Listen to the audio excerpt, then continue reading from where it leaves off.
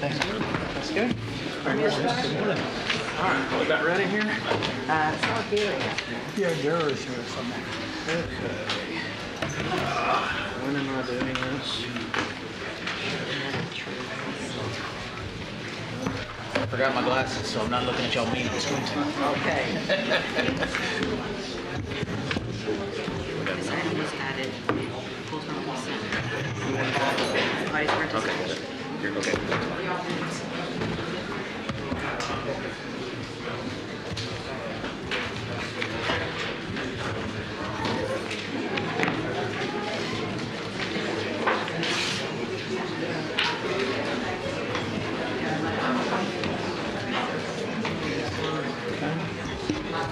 What are we waiting on here?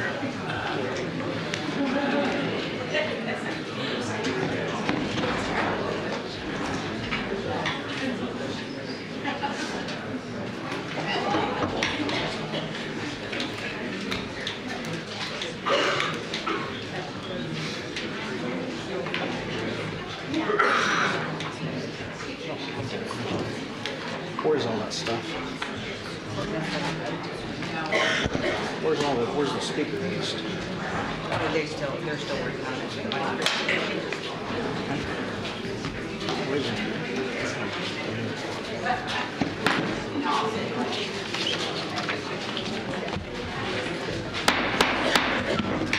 Good morning and welcome to the Tuesday, December 3rd, 2024 Tarrant County Commissioners Court meeting.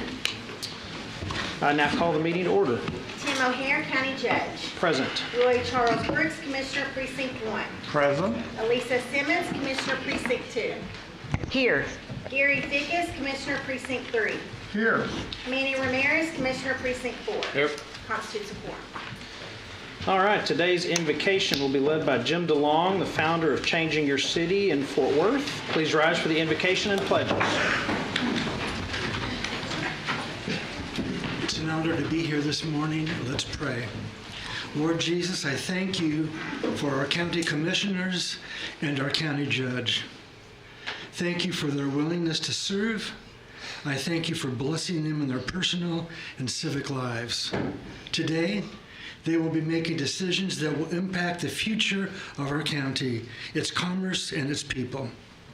May their decisions be fair, just, impartial, and more importantly, may their decisions result in making our county a safer place to live and to prosper. May their decisions also build bridges between people, races, and people groups that will result in increased unity and mutual acceptance. Lord Jesus, as we enter into the season that celebrates your birth, I'm reminded that one of your names means God with us. I thank you that you are with us and not against us, and that you are with our county leaders. May they lead in wisdom, integrity, and compassion.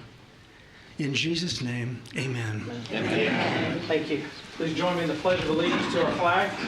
I pledge allegiance to the flag of the United States of America and to the republic for which it stands, one nation, under God, indivisible, with liberty and justice for all. And now the Texas flag. On the Texas flag, I pledge allegiance to thee, Texas, one state under God, one and indivisible. Thank you. You may be seated. All right, agenda announcement. Yes, sir. Good morning, Judge and Commissioner. Several announcements this morning. First of all, item J1 under reports and business. That's being pulled from the agenda for today. We're not asking for consideration on that. J1. Is that consent? It was not consent. Okay. It was pulled at the request of IT. And then we have several items being pulled from the consent agenda. Those items include A8, A14, B3, F2, F3, J2 through 7. And finally, O6. Okay. You want to read that back to me? Or very good. I good. Okay. All right, thank you, sir. All right, brings us to Commissioners Court announcements. Any announcements from the members of the court? Okay, this today is where we're going to do our employee recognition. So, as we do the first meeting of every month, or at least most of them, we like to recognize our employees for the contributions they make to Tarrant County and celebrate their anniversaries. So I'm going to ask everyone who is present when I call your name to stand up so we can recognize you. For our 5-year employees, Sebastian Aguilar.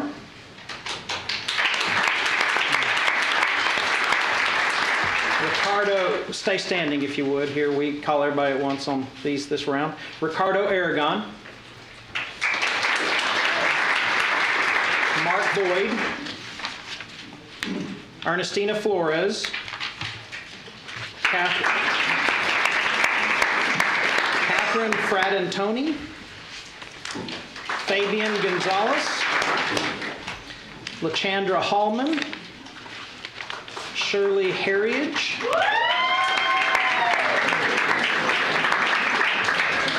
Louis Lumadia.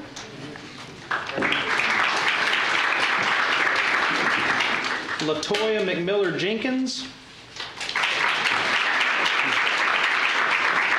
Anna Meza Reyes. Jacob Narvaez. Christina Rangel. Charlene Rivera. Christopher Schaefer. Maria Vera. Michael Villanueva. Long Vu Jr. Lakeisha Washington. And Dakota White. That's all of our 5-year employees. Thank you very much.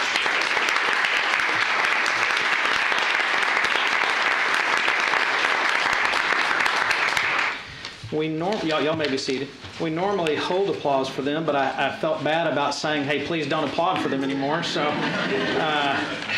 now for our 10-year employees, Hillary Alvarado, Emily Dixon, Melissa Horton.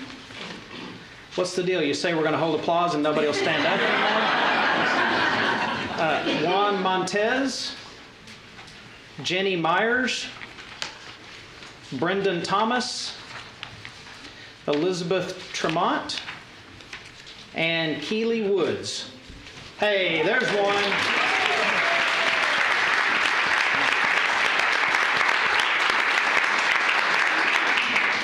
We only have 2 15-year employees to recognize today. Tina Shiro and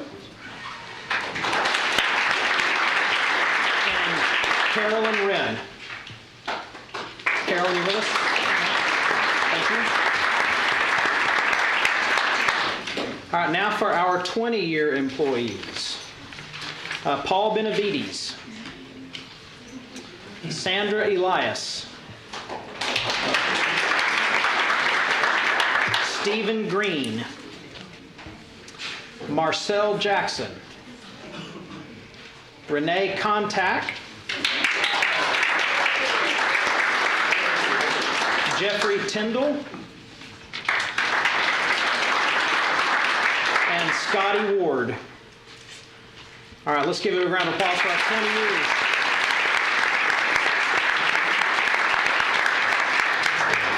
All right, thank you all very much. 25-year employees. Let's see, Teresa, where's Teresa? Do we not have any of the forms for the 25-year? It's all 30? Okay, well, 25-year, we have Rufus Dill. Hello, Rufus. With the ME's office, thank you very much for your 25 years of service. We greatly appreciate you. Kenneth Forge. Hello, Kenneth. With Facilities Management, thank you for your service. We appreciate you. Sonia Jones. Hello, Sonia. She's with Public Health. Thank you for your 25 years. Riley Shaw, Juvenile Services. She is our new Juvenile Chief Probation Officer.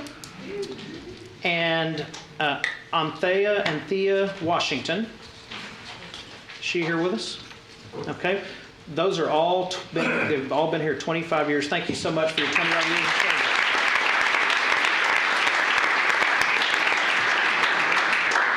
All right, now for our 30-year employees, we have Kyle Schugert, who's a deputy. Where is he?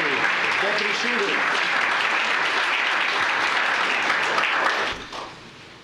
Born in Hoisington, Kansas. Did I say that right? Okay. Went to Weatherford High School, went to Weatherford Junior College. He has an amazing son, Remington, a fantastic daughter-in-law, Claudia, and a beautiful wife, LaWanda. Fact that no one knows about him, he's a published poet. That's pretty cool. What he likes to do for fun, spend time with family, shooting, and building science fiction props and armor. Okay, pretty cool. He's been a jailer with the county as well. This is neat. His most memorable moment, he wrote, pretty much as long as I can remember, he wanted a career in law enforcement. What really sticks out in his mind was getting the job with Tarrant County fresh out of the Army, and how excited he was to put on his uniform for the first time. Now he's looking to see if his retirement date replaces that feeling. So between the U.S. Army and the Sheriff's Office, he's had 35 years serving his country and his community, and hopefully he's made a positive contribution. You no doubt have. Thank you so much for your 30 years.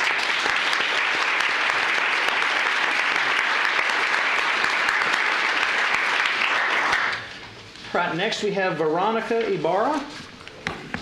Hello, Veronica, how are you? She is an administrative assistant, born in Fort Worth, went to Trimble Tech High School, went to Tarrant County College and got her associate's degree in accounting. 3 kids, she's proud of them all, Joseph, Donna, and Matthew. Fact no one knows about her. At age 21, she tried to live in West Virginia for 3 weeks, made it all the way to 3 weeks. Had to come back because she missed her family in Texas too much, and there's no place like Texas. What do you like to do for fun? Spend time with family and celebrate holidays and just celebrate great events. Other titles she's had with the county, what is it? What's a GOC? General Office Clerk with Elections, General Office Clerk with Housing, and General Office Clerk with Public Health, which is what she's done since 1994. Her most memorable moment, hands down, working for the epidemiology division when COVID hit and the majority of the division got sick. And what she likes the most are the coworkers that she has formed lifelong friendships with and still keep in touch with many of them today, those who have retired. So thank you so much, Veronica, for your 30 years. We appreciate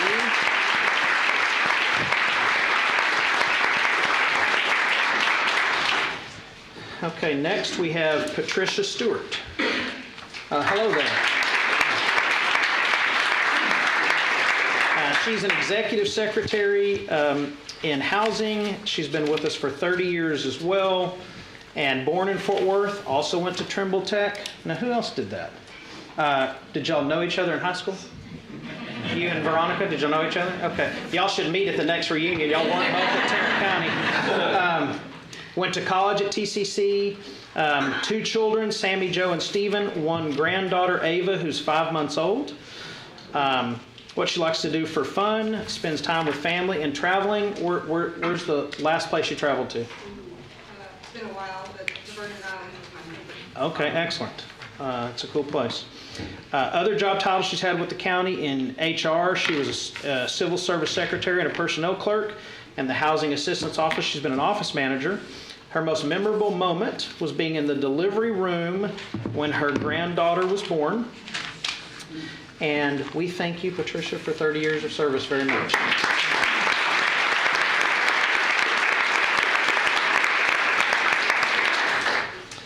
And the one other 30-year employee that we have today who could not be with us, Robert Berger, with CSCD. Unfortunately, on the 15th, he and his wife were in a pretty significant car accident. She is still recovering from her injuries, but we think both are going to be okay. But Robert, we are grateful for you and your 30 years of service, and we pray that you and your wife fully recover and are back on your feet soon. So let's give him a big round of applause.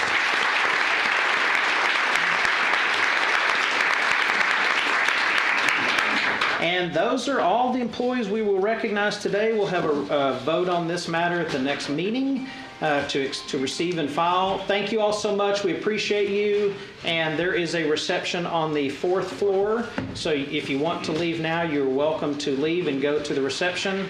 As is the usual case, please follow Mr. Wilder. And don't let him be first in line.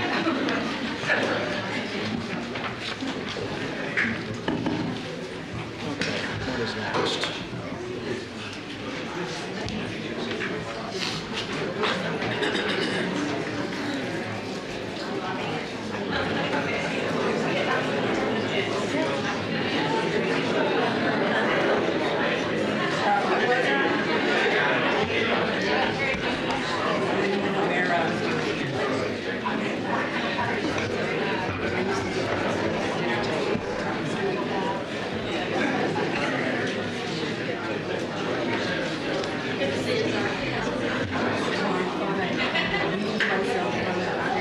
Next up on the agenda is a proposed resolution that my office drafted with the intent to send this to the governor, the lieutenant governor, the Speaker of the House, whoever that may end up being, and all members of the Tarrant County delegation. If this passes, I would encourage all commissioners to reach out to those you have relationships with and ask for their help. But I'm going to read the resolution. It's supporting the establishment of a state-funded mental health facility for Tarrant County residents. Tarrant County is the third largest county in the state of Texas and the largest county in Texas without a state mental health facility within its borders. The lack of adequate mental health infrastructure has contributed to a growing crisis with an average of 331 inmates in the Tarrant County Jail awaiting competency restoration at any given time. The availability of a dedicated facility for competency restoration services will result in better outcomes for individuals with mental health challenges and enhanced community safety. The Tarrant County Commissioners Court respectfully requests for the state of Texas to provide funding to fill a critical gap in the county's mental health continuum of care, providing essential services to residents and alleviating pressure on the county jail and local mental health providers. The Tarrant County Commissioners Court seeks to implement one of the following: a state mental health facility in Tarrant County, expansion of an existing facility with space allocated specifically for the residents of Tarrant County. And that, by the way, came from it was a suggestion from a state senator. Or funding for Tarrant County to partner with a private facility to serve Tarrant County residents. Tarrant County has demonstrated leadership in taking steps to treat mental health issues by funding and operating innovative programs, including 136 psychiatric beds in the JPS Health Network for emergent and short-term behavioral health care, with more beds planned through the 2018 bond program, a 42-bed mental health jail diversion center to reduce incarceration rates among individuals with mental health conditions, a mental health law liaison program to improve interactions between law enforcement and individuals experiencing mental health crises, and the largest jail-based competency restoration program in the state of Texas. State funding for a mental health facility or designated beds would provide local taxpayer savings and reduce the need for a costly jail expansion and minimize medical expenses incurred for inmates receiving mental health care. Now therefore be it resolved that the Tarrant County Commissioners Court strongly urges the state of Texas to fund the development of a state mental health facility in Tarrant County, expand capacity at an existing state-funded mental health facility with space designated specifically to serve the residents of Tarrant County, or partner with Tarrant County by providing funding to achieve a solution through a public-private partnership with a local hospital to provide services to Tarrant County residents in need of mental health care. Be it further resolved that the Tarrant County Commissioners Court stands ready to collaborate with state leaders, local stakeholders, and mental health advocates to address the critical mental health needs of our community and ensure access to effective, timely, and compassionate care. And with that, I make a motion to approve this resolution. Second. All right, we have a motion and a second. Any discussion on this item? Just that I'd like to congratulate you for your leadership on this issue. It is my hope that your prayers, added to the prayers of all the rest of us, will help get those prayers beyond the ceiling so that the legislature will hear them and act. Thank you. All right, any other comments or discussion? We have a speaker on this? Okay, here we go. Julie Griffin.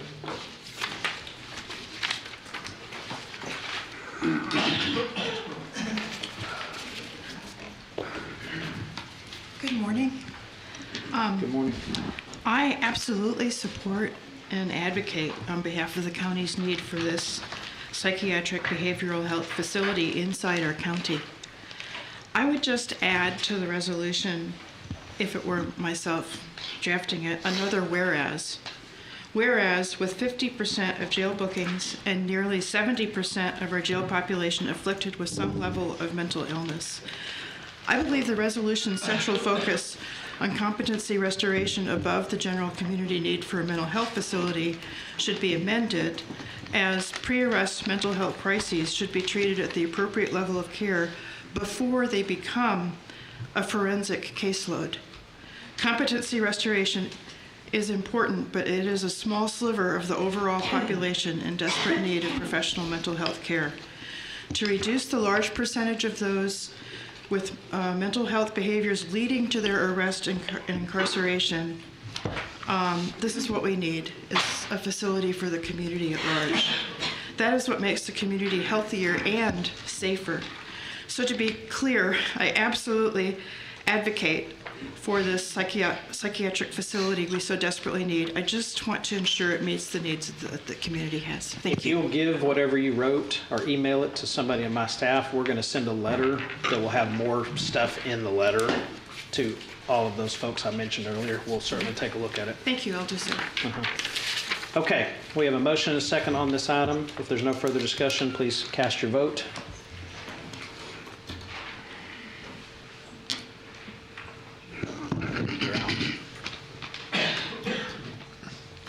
Okay, passes unanimously.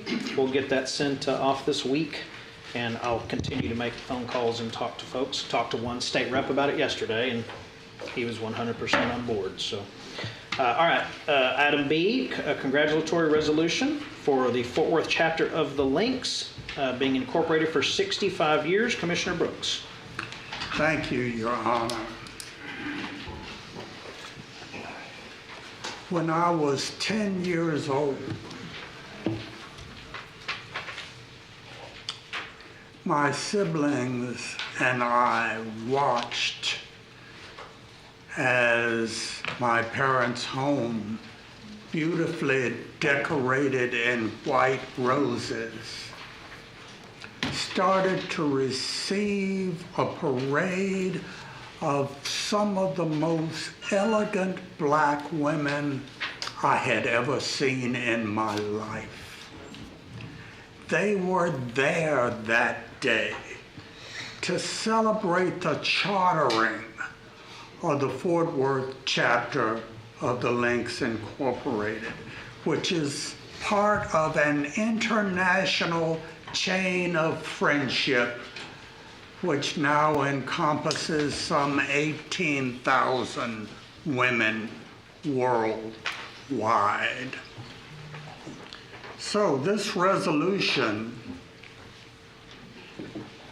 celebrates the chartering of the Fort Worth chapter of that great organization, and it reads, whereas The Fort Worth chapter of the Links Incorporated is a group of civic-minded professional women committed to serving the community and is an affiliate of the Links Incorporated, a premier international organization established in 1946 with a current membership of more than 18,000 members in 299 chapters located in 41 states, the District of Columbia, the Commonwealth of the Bahamas, and London, England.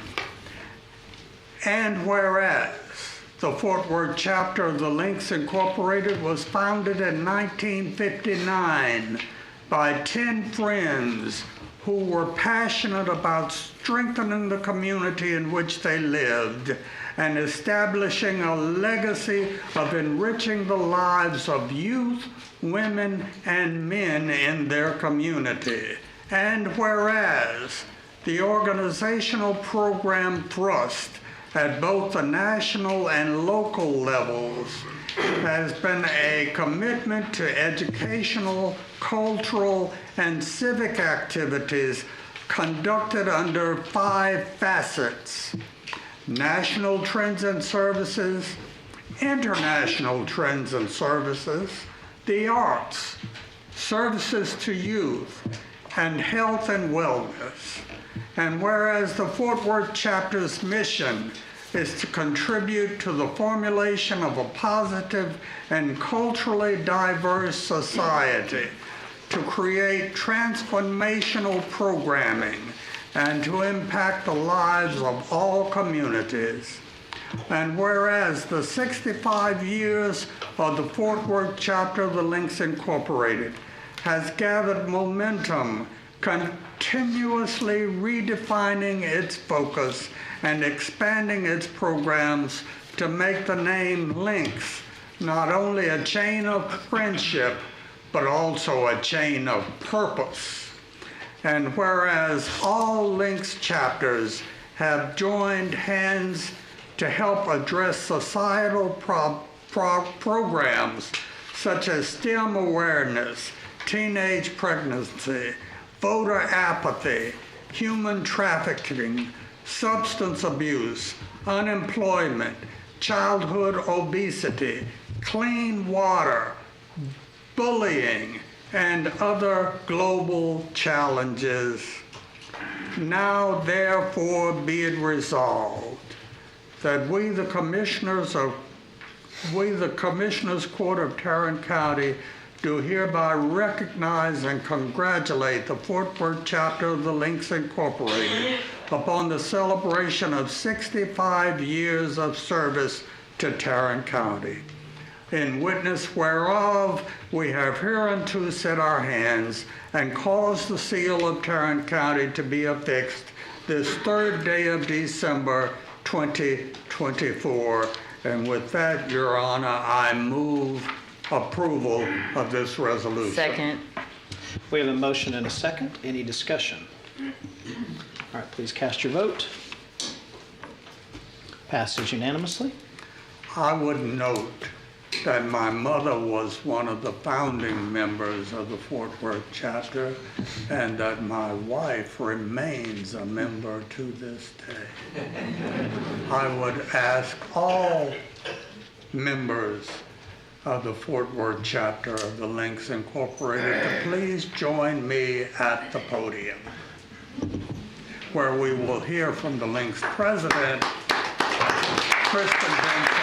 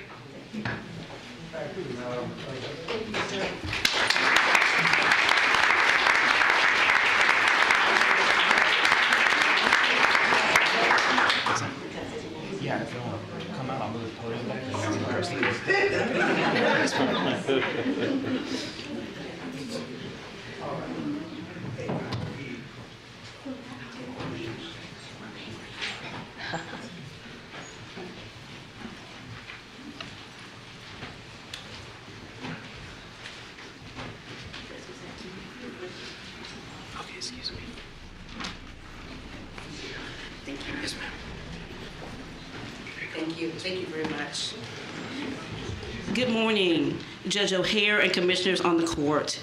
The Fort Worth, Texas chapter of the Links Incorporated is delighted to receive this proclamation and honor. It's an honor to address you on behalf of our chapter members of over 50 remarkable women. The Fort Worth, Texas chapter of Links Incorporated is an organization of women whose mission is Friends Transforming Communities Through Service. We love the Tarrant County community. The Links Incorporated, as you have heard, is a national organization of over 18,000 members and 300 chapters. We are led by our national president, the very distinguished Ethel Isaac Williams, Esquire. But on December 5th, 1959, a group of 10 visionary women and determined women chartered our chapter. Hortense Burnett Chapman, Viola Borders, Ethelyn Maynard Burnett, Mutel Flint, Marie Norris Brooks, mother of our own Commissioner Roy C. Brooks, Sybil Mucus Bird, May Pearl Holly Flint, Marie Scott Platt, Ruby Williamson, and Zelma Basie Woodard. The group was established with a vision of serving and improving the community. The impact wielded by those pioneering women within our community has been nothing short of transformational, and we fervently celebrate the legacy of those who preceded us. Throughout 6.5 decades, we have diligently and intentionally attended to the needs of our community while simultaneously empowering each other to embrace our inherent friendship and leadership potential. Our membership is a collective of diverse women who embody various roles in Tarrant County, such as city leaders, advocates, philanthropists, and change makers, all united in our shared goal of fortifying the health and well-being of children and families residing in Tarrant County. We are also supported by spouses who are recognized as connected links. In reflection upon our rich history, we cast our gaze towards the future. Still now and into the future, this summer our chapter won first place in the umbrella programming category at our National Assembly for our Super Saturday gatherings that promotes science, technology, engineering, and math. Commissioner Brooks, please accept our profound gratitude for this recognition. You have always been a stalwart supporter of the Fort Worth chapter of the Links Incorporated. We also thank our National Trends and Services Chair, Valerie Baston, and her committee who encourage our involvement in civic endeavors. Thank you, Court. Thank you.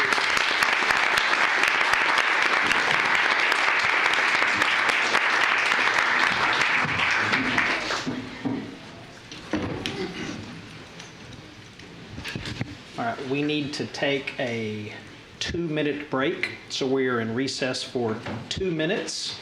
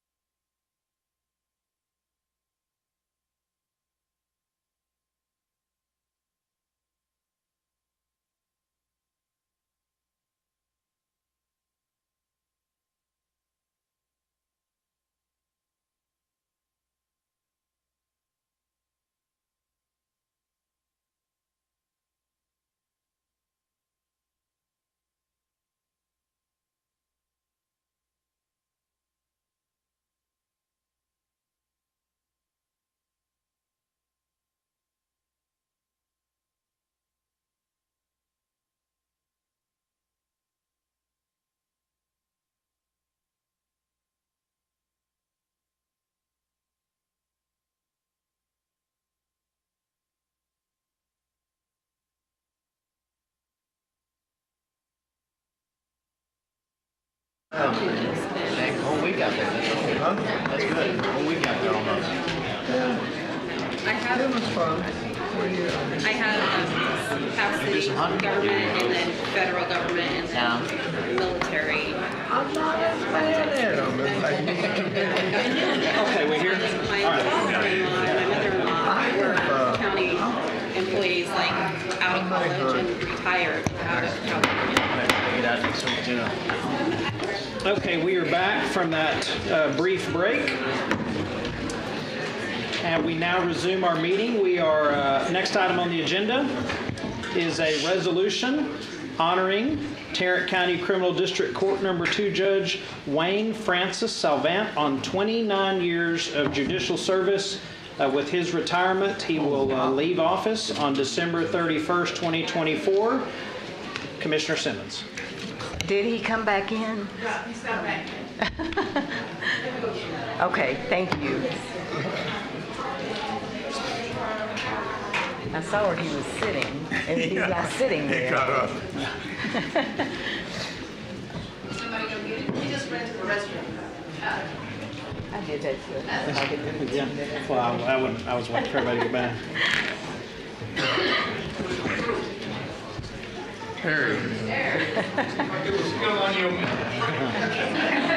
It's over with. We already.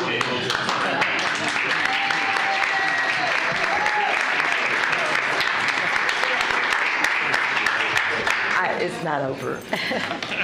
I have the absolute privilege to present this resolution in honor of Tarrant County Criminal District Court Number 2 Judge Wayne Salvant on 29 years of judicial service.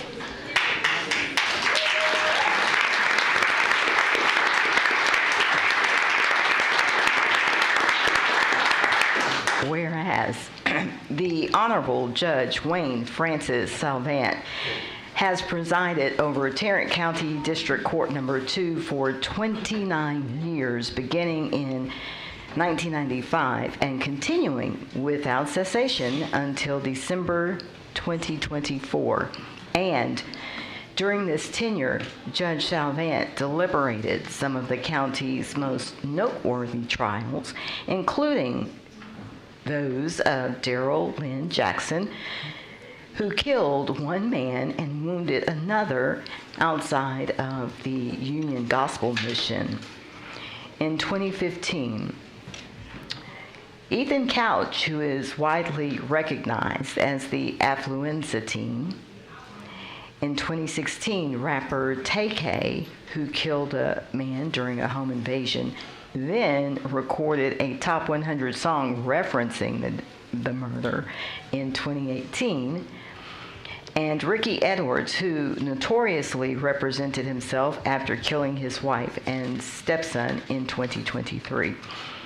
And whereas Judge Salvant is a celebrated jurist who has earned accolades, including Outstanding Lawyer of the Year from the Tarrant County Black Bar Association, Thurgood Marshall Heritage Award for Criminal Justice from the Arlington branch of the NAACP, Silver Gavel Award from the Tarrant County Bar Association, and Hall of Fame induction from his alma mater, Southern University Law Center. And whereas Judge Salvant will retire from the Tarrant County District Court Number 2 bench in December of 2024 after a long and distinguished legal career as an investigating attorney, private practice lawyer, and judge. Now, therefore, be it resolved that we, the Commissioners Court of Tarrant County, Texas, do hereby honor the legal service of the Honorable Wayne Francis Salvant, an exceptional jurist and valued community partner, and calls upon all citizens to celebrate his public service. In witness whereof, we have hereunto set our hands and caused the seal of Tarrant County to be affixed this third day of December 2024. I move approval of this resolution. Second. All right, we have a motion and a second. Any other discussion? Yes. The Honorable Judge Wayne Salvan and I apparently are doppelgangers because many people address me as Judge Salvan and address him as Commissioner Brooks. We have decided that we are brothers from another mother.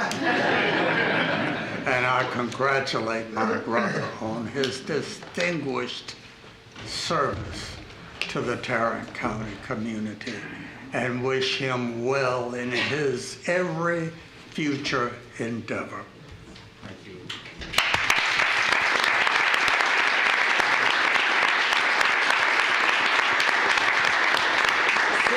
Since you're at the mic, go ahead and make comments and then come up here and take pictures with all of Why us. don't you have your beautiful wife join you at the podium? Thank you, Commissioner Brooks. I first want to thank a number of people. I'll start with, of course, the Commissioner's Court, Judge O'Hara. I know all of you. As Commissioner Brooks says, that we are brothers from a different mother. As Commissioner Simmons was the one who presented me with the NAACP award when she was president of the local chapter in Arlington. Commissioner Fickus, I've known him for years and years. Commissioner Ramirez, I remember him when he was a police officer. Would come by and ask for me to sign warrants for him. Judge O'Hara, of course, I've known him. Thank you so much for this award. I really appreciate it. I've been lucky throughout my whole life. I was lucky enough to be born into a family that really cared for me and my sister and taught us that we needed to do everything right and never do anything wrong. I was lucky enough to attend a school that I love, Southern University, HBCU school. There I met my beautiful wife, Beverly, and I was lucky enough to convince her to run away with me when she was only 19 years of age to go to Chicago with me, to the chagrin of her family, of course.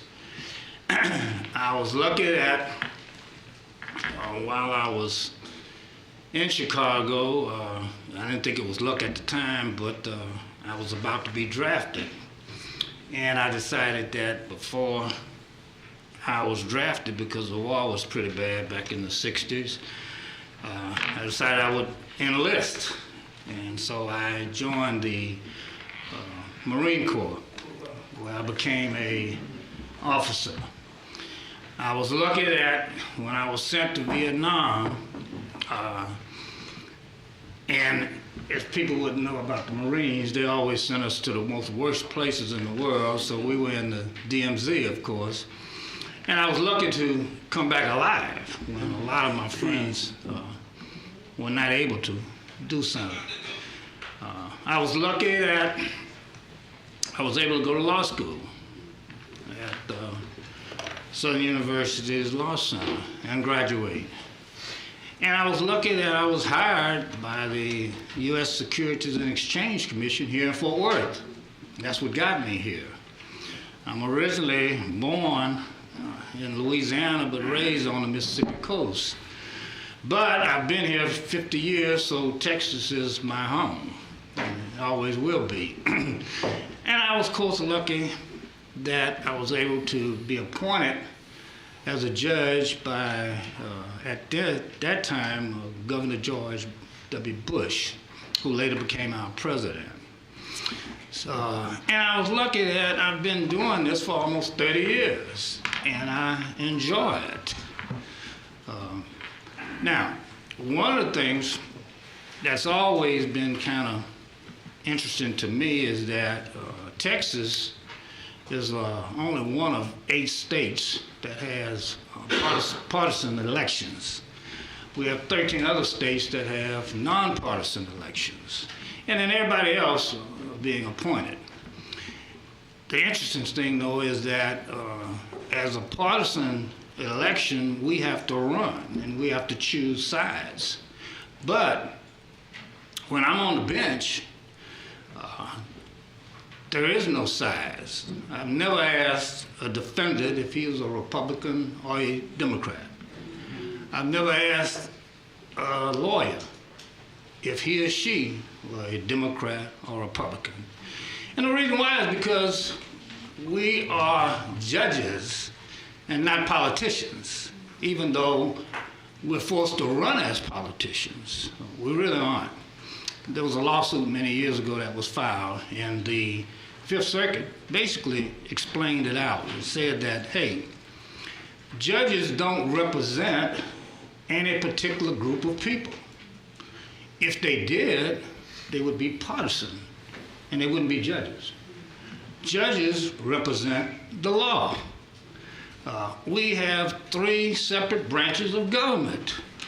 We have the legislative branch that tells us what the laws are. We have the executive branch that enforces the laws, and we have the judicial branch that interpret the laws. And that's what we do. So I've been lucky to be here for the past 8 months and so many days. Because even though we're not partisan, we have to run as partisans. And so I want to thank all of the people of Tarrant County who have voted for me. I specifically would like to thank the Fort Worth Republican women who have always been with me. I want to thank the Arlington Republican Club, who's always been with me, the Arlington Republican Women, who's always been with me. And once again, since I rule on a nonpartisan basis, I still needed their support in order to be able to rule on a nonpartisan basis. So I'm happy for being here for as many years as I have. But I know that the time is right and it's ready, and I'm ready to go. I've done all I can do. My brother from another mother, he's retiring. Commissioner Precinct 3 is retiring. So it's going to be left with you folks and the new people that come in to handle your job the way you're supposed to handle your job, because these 2 guys have actually and really handled their jobs properly. And I'm very proud of them too. I do want to tell my beautiful wife that I appreciate her so much, because she's the one that has to put up with me. I try my best when I'm in court to be just as fair and impartial as I can be. But of course, when I go home, I'm not that fair and impartial anymore. But she keeps me grounded, and she lets me know that, hey, you might be a judge over at the courthouse in Tarrant County, but you just Wayne back here. So, Commissioner, thank you so much. And Commissioners, thank you so much for...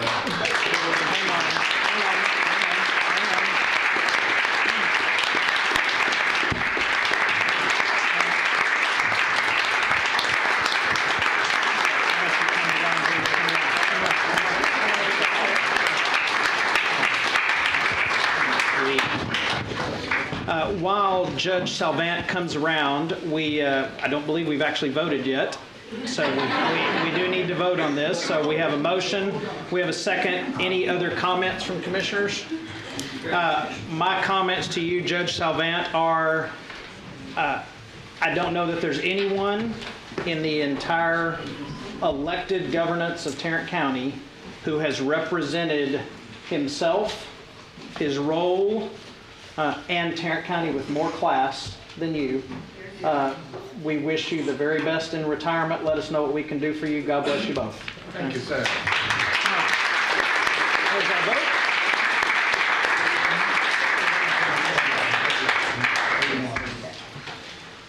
Yeah.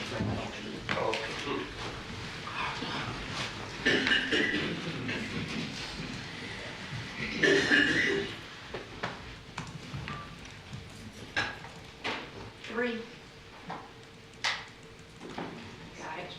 Very nice.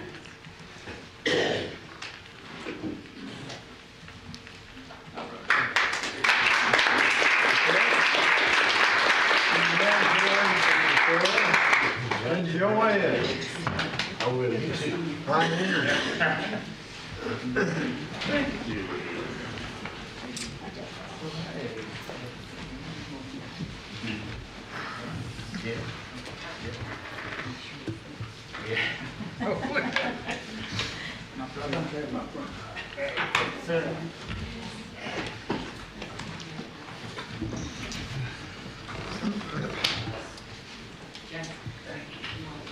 All right, thank you both. Now we move to our consent agenda. Do we have a motion to approve the consent agenda as amended? So moved. Second. We have a motion and a second on the consent agenda as amended. Any discussion? All right, please cast your vote. All right, passes unanimously. Brings us now to A something. Brings us to 9A, public hearing. So the first public hearing is to consider establishing a speed limit of 30 miles per hour on Wells Burnett Road in Precinct 4. I will now open the public hearing. Is there anyone who wishes to speak on this item? Anyone who wishes to speak? All right, seeing none, I'll entertain a motion to close the public hearing. So moved. We have a motion to close the public hearing. Do we have a second? Second. We have a second. Any discussion? All right, please cast your vote. Passes unanimously. That public hearing is now closed. The next public hearing, 9B, is to consider placement of no parking and no standing signs on Floyd Hampton Road in Precinct 1. I will now open the public hearing. I do have one person signed up to speak to this item, and that is Richard Messina. Mr. Messina.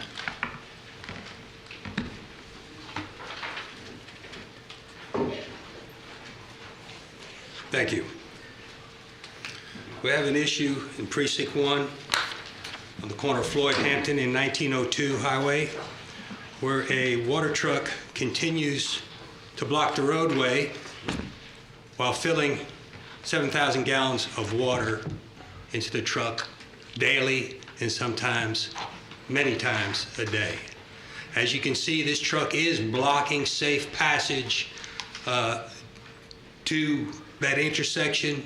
If anybody's familiar with Highway 1902, at this corner the speed limit is 55 miles an hour. And if a car was trying to pass this truck and another truck is coming around the corner, another vehicle, this is an extremely dangerous situation. I've been working with the Transportation Department for a good 4 months, 5 months on this, and I would like to say how accommodating and how well they understood the necessity to cure this problem. From the minute I emailed Joseph Jackson with Transportation, he immediately picked up the phone and we started discussions. He assigned Shane Rhodes, an inspector, to come out and meet with me and go over the situation. They've tried to negotiate a smart settlement with the owner of this truck, but to no avail. They failed.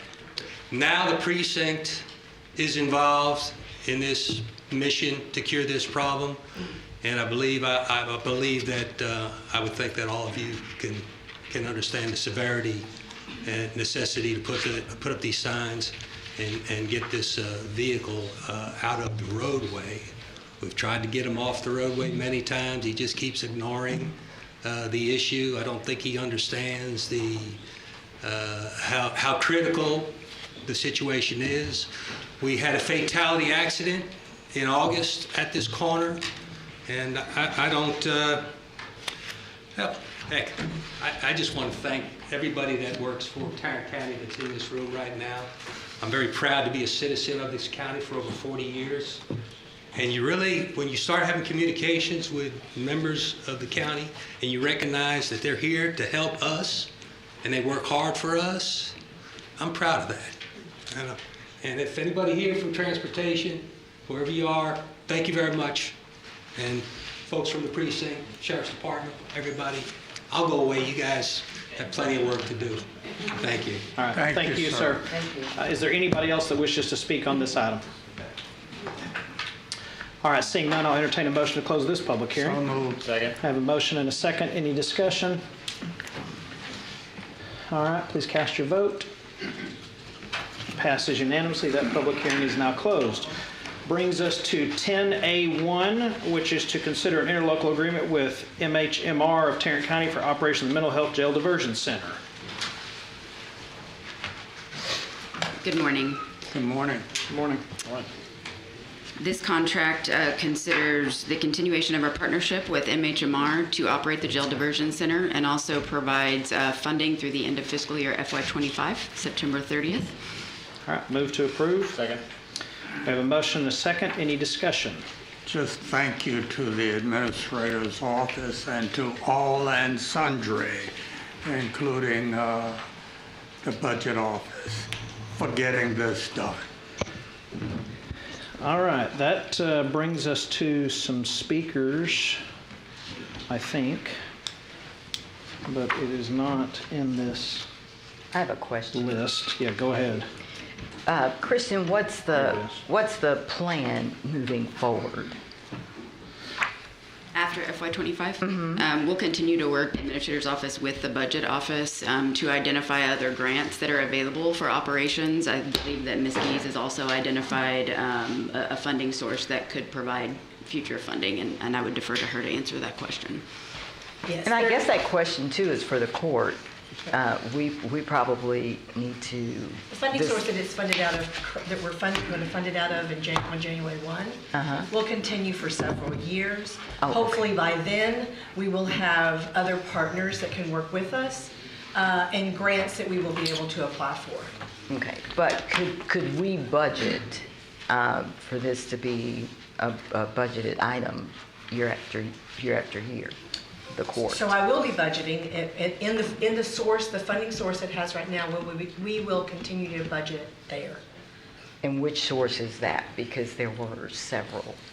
So it's in the Special Purpose Fund. It's in a special purpose fund that is the expense is allowable. Thank you. So there are several sources referred to because we will always seek alternate funding through grants, and so we'll always use the most restrictive funding first, and so we didn't want to disallow that possibility. Also remember, we have the attorney, the outside counsel we hired to give us a legal opinion on how we can use I will call it the pharmacy money. That's probably not the best way to describe it, but we're still waiting that opinion, so that's a huge potential source of revenue for multiple things. All right, thank you. I have every confidence that future courts will continue to fund this vital piece of our mental health infrastructure. Okay, we have three speakers. Julie Griffin and Reed Bills are the first two.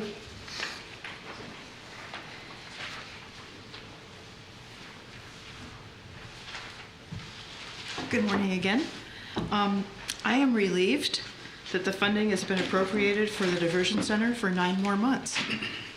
I do think that a permanent slot should be incorporated in our annual budget for the Mental Health Jail Diversion Center. This shoestring month-to-month arrangement, relying on soon-to-be-ended ARPA funds, outside grants, and emergency special purpose funds is unsustainable. And if this county is serious about diversion alternatives pre-incarceration for persons with mental illness, that particular budget change is needed and should start for fiscal year 2026. I would also like to note that based on the daily booking report, approximately 16% of bookings are still standalone offenses in the categories eligible for diversion to the diversion center, which in conjunction with the dashboard's rendering of 11.7% jailed as being in the unhoused population, and our understanding that up to 70% of jail residents suffer mental illness, these numbers show that the diversion center is missing a significant number of people that could and should be served. The responsibility for the underutilization of the center is on all of the entities in the system here. Local government, police chiefs across the county, the need for training and incentivizing law enforcement on the street to utilize this option for our neighbors in a mental health crisis. Also, it's disturbing that we learn from this agenda item that, quote, the cost to MHMR to operate the diversion center is reduced by their ability to house related support services program within the diversion facility. I do hope that we're not housing other programs at the expense of available beds for participants in the mental health diversion center. The overall thrust of my comment here is that we need to have a fully operational and utilized mental health jail diversion center that truly accomplishes the mission and that will produce a significant decrease in the number of individuals in our jail population that suffer from mental illness. Thank you. Thank you. Following read bills, we have Gerald and Jackie Cox.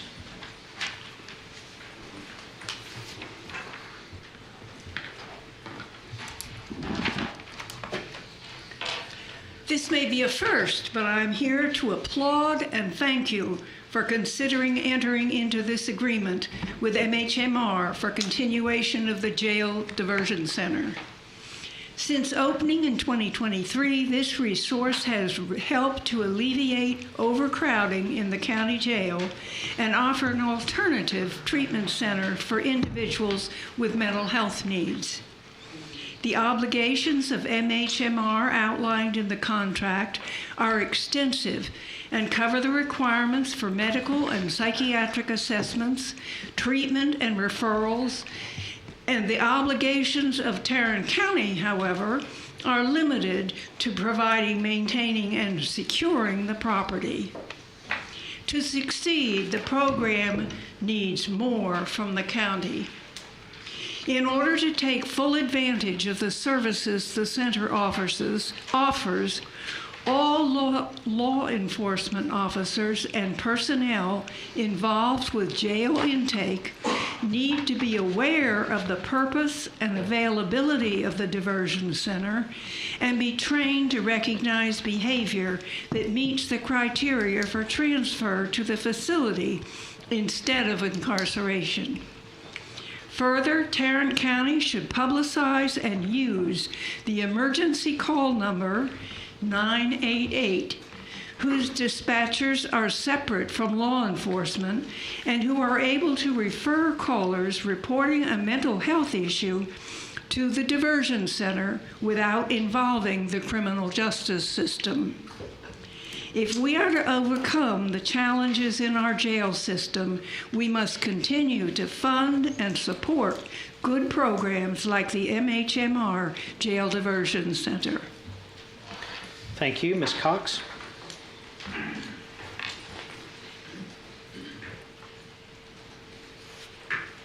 So before I get into complaining that there's not enough money here, I want to say thank you at least for what you are doing. But I am concerned that your resolution doesn't quite reach the scope of the problem, because you say that we are showing our commitment to mental health issues with 136 psychiatric beds at JPS Health Network, with more beds planned through the 2018 bond program. But having cut the budget for JPS, I think you have also undercut their ability to provide more psychiatric beds. So I think that you need to kind of look carefully at what we really are doing. I've heard the sheriff say that he thought that as many as 40% of his population were people with mental health problems, and we have way fewer than 40% of the population would be close to 2,000 people. So we need more help for mental health problems. I hope that going forward, you will look seriously at the issues confronted by Tarrant County. I know you're asking the governor to send us a grant for a hospital, but some of this just has to get done by us if we know that the money from the state isn't coming. And so I hope you will think carefully going forward about moving more money into mental health for the jail and for the community without the jail. Thank you. Okay, that's all the speakers we have on that item. We have a motion and a second. Any other discussion from the court? All right, please cast your vote. All right, that passes unanimously. Brings us to item 10A2, consideration of local organizing committee agreement between Tarrant County and Tarrant County Local Organizing Committee to pursue applications to seek funding on behalf of Tarrant County with the Office of the Governor related to the Motor Sports Racing Trust Fund, Event Trust Fund, and the Major Event Reimbursement Program. So you pretty much stated what my ask was. I do have representatives here who are with the actual organizing committee. And also Jay Winborn is here if there are further questions related to the item. All right, does anybody have any questions for any of those folks? Move approve. Second. We have a motion and a second. Any discussion? I don't have any questions, but it's a statement. You know, Tarrant County is an incredible place, and in large part it's because of our heritage and culture.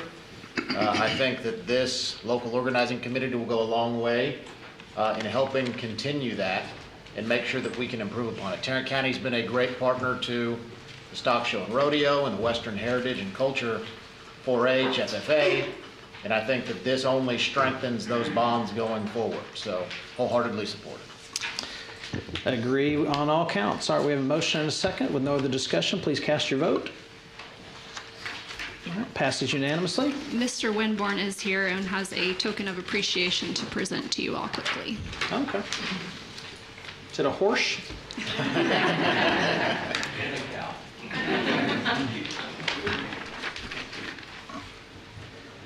Oh, great. That's for me. What do y'all get? I knew this would look good in your office, Judge O'Hare. Judge O'Hare, Commissioners, I want to thank you very much. It is very important that we maintain the Western heritage of Tarrant County, as Commissioner Ramirez alluded to.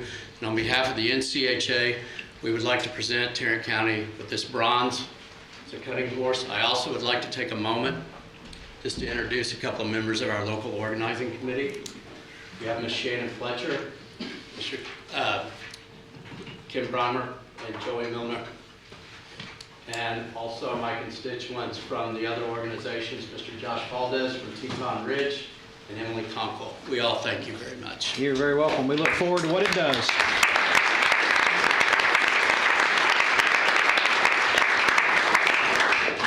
Where do you want me to put this? Thank you very much. Okay, next up is item 3, consideration of the guaranteed maximum price agreement for JPS Pavilion security upgrades between Tarrant County Hospital District and Hutcherson Construction, Inc. Move approval. Second. We have a motion and a second on this item. Any discussion? Yes. So, is somebody here from JPS? Or? We do have representation. All right. So my initial question was going to be, is this 2019 pricing the same in December 2024, even with price escalations during COVID? However, I did read the backup documentation overnight. So it would have been more accurate and quite helpful if the court communication clearly stated that the 2019 pricing had been updated in February 2024. Is that accurate? Yes, ma'am. Okay. So now my question is, have there been price escalations since February of 2024, between February and now? Are we going to get hit with a bunch of change orders as soon as we approve this? No, ma'am. So the negotiated price of the $630,000 for the cost of that job was bid out and negotiated and is at the lowest and best price that is locked in for this project. Okay. And why has it taken so long to get here? So from 2019 to 2024, Hutcherson has been the, is it CMAR? Right, yes ma'am. So the background here is we have had since that time, an initial assessment through a third-party consultant that came in to make some additional recommendations as we've seen this to be a high-risk area within the hospital. And so from that, we've identified that those changes were necessary and put into that bid that went out for that RFP. And that was recently updated. And so this is definitely inclusive of everything that needs to be done to take care of our patients, our visitors, and our staff to make them safe. So we won't be back here 5 years later doing this again. Okay. All right, thank you. All right, we have a motion and a second on this item. Any other discussion? All right, please cast your vote.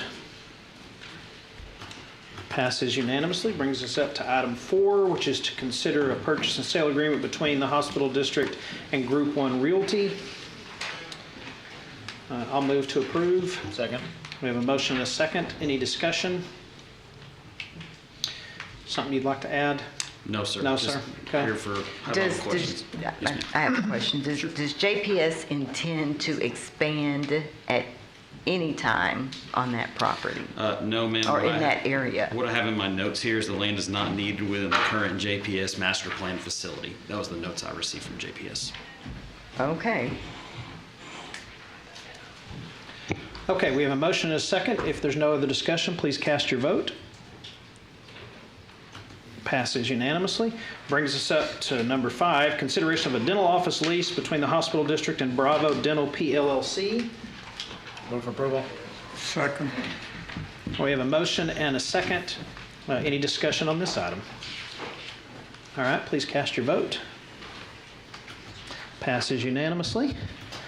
Brings us to number 6, which is consideration of a second amendment, to a lease agreement between the hospital district and Oral Maxillofacial Network PLLC for clinic space located on St. Louis Street. Move approval. Second. We have a motion and a second. Any discussion here? Why is the lease just for 13 months?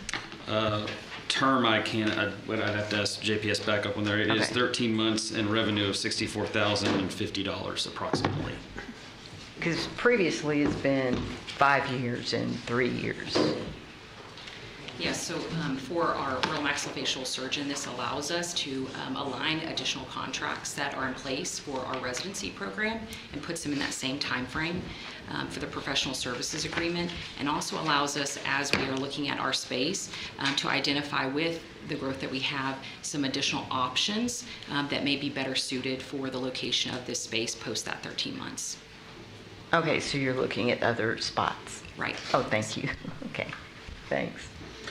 Okay, we have a motion and a second on this item. If there's no other discussion, please cast your vote. Motion. We got that, so we're voting. All right, passes unanimously. Brings us up to item 7, consideration of out-of-state travel requests. We have a motion there. Move approval. Second. We have a motion and a second on the out-of-state travel requests. Any discussion? All right, please cast your vote on this one. Passes unanimously. Brings us to A8 from consent, pulled from consent. And A8 is consideration of American Rescue Plan Act Fiscal Recovery Fund budget. I'll move to approve. Second. We have a motion and a second on this item. Any discussion before our speaker? Charles Bills. I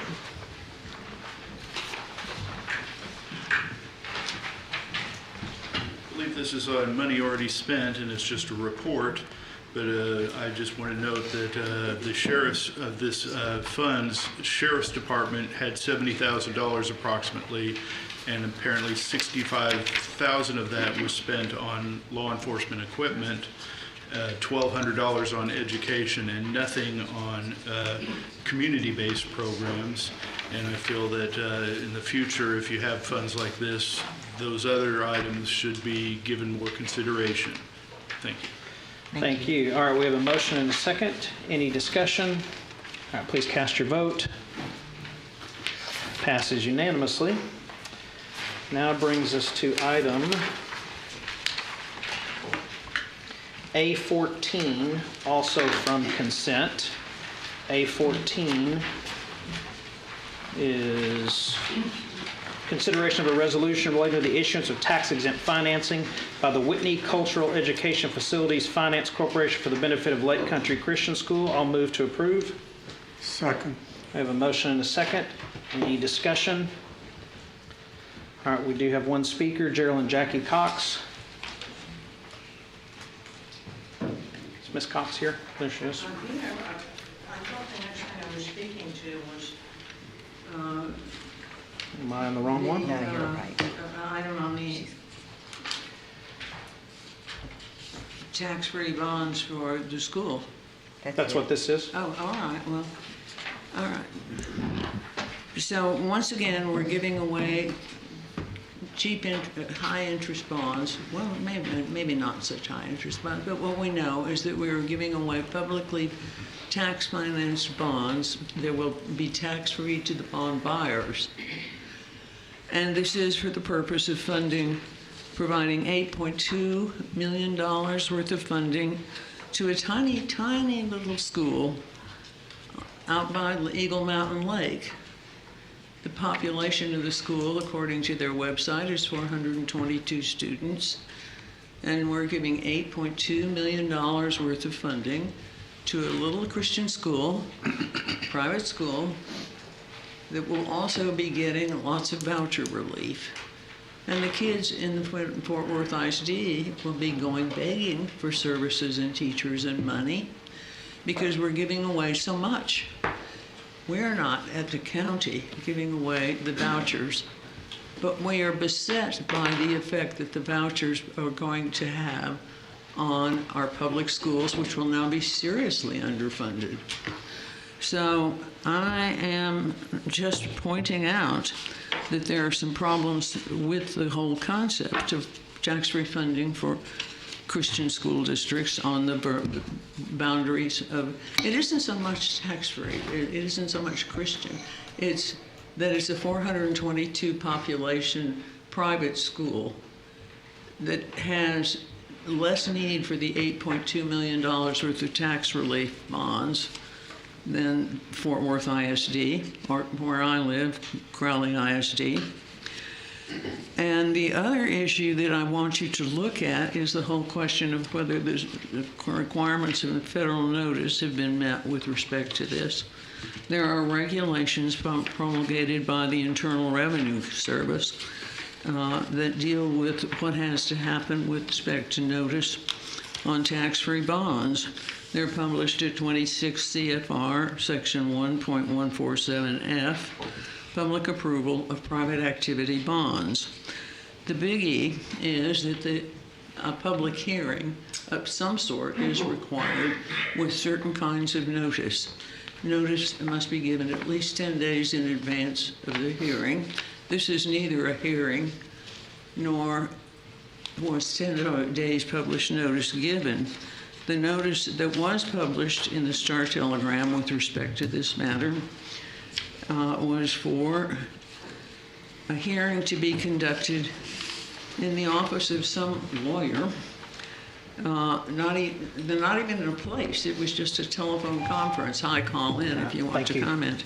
The public's interest has been undercut here. Thank you, sir. I'll go. All right, so we have a motion and a second. Any other discussion?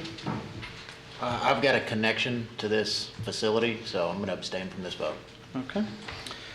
All right, please cast your vote, knowing there is one abstention. All right, it passes 3-1.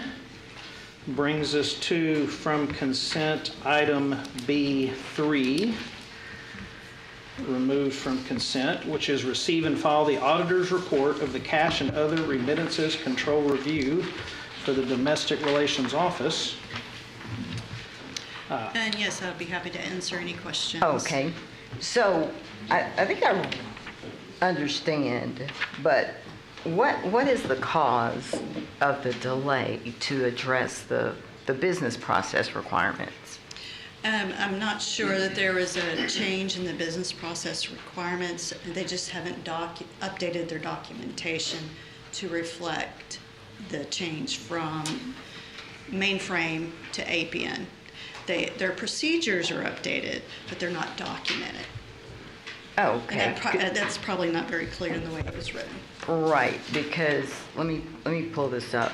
Or do you have your letter? I have my letter right here. Yeah. Does it not say that staff is not utilizing the Appian? No, that's not what that says. What's it They're say? using the Appian system. What What they haven't done is updated their written documentation to reflect any change in processes. And the risk you run there is if you get a new employee and they don't have the guidance they need if a supervisor's not in place. All right, just a second. I mean, it was a surprise cash count. Staff went in, everything was accounted for, there's supervision oversight, and then they do daily pickups with the armored car, so cash is secured. We're just simply saying that they should update their procedures to reflect the change from the old mainframe system to the APN system. Okay, so they are using it, they just have not updated the policies and procedures. Correct. They're going by the procedures, but the procedures are not updated. Correct. Oh, okay. All right. And so we're not using two systems concurrently? That is correct. Okay. All right, thank you. Okay, any other questions on this item? All right, I'll move to receive and file. Second. We have a motion and a second. Any discussion? Please cast your vote. It passes unanimously. Next, this brings us to item F2 from consent, which is consideration of an attorney employment agreement engaging the firm of Naaman House Smith and Lee as outside counsel for the defense of Tarrant County employee Kyle Longo in the Anthony Johnson lawsuit. I'll make a motion to approve. Second. We have a motion and a second. Any discussion before we bring up speakers? Yes. This is usually on consent, or not on consent. Why is it on consent this time?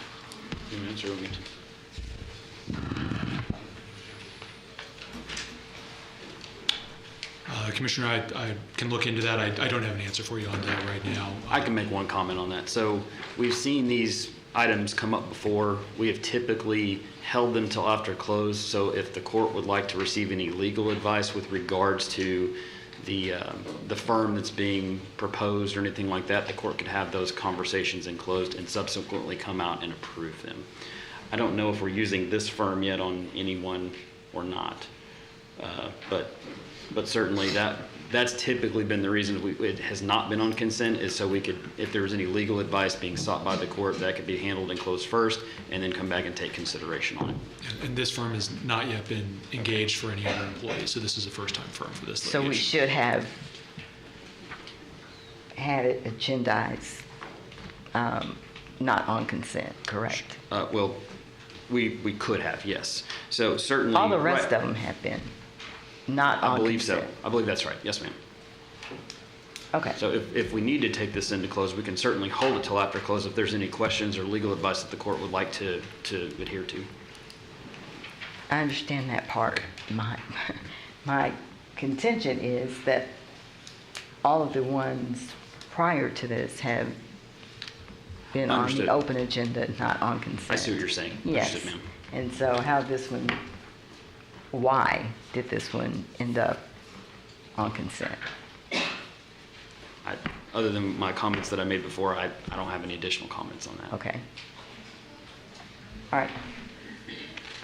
I just, transparency is important to me and for the public.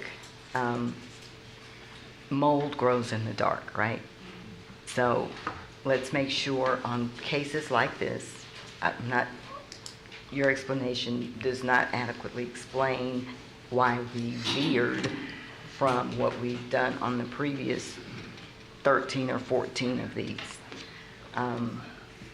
So I just don't want to see these types of topics hidden on the agenda. All right, we have a motion, a second on this item. Any other discussion? All right, the first speaker I have is Nan Terry. Following Nan Terry, Bishop Kirkland.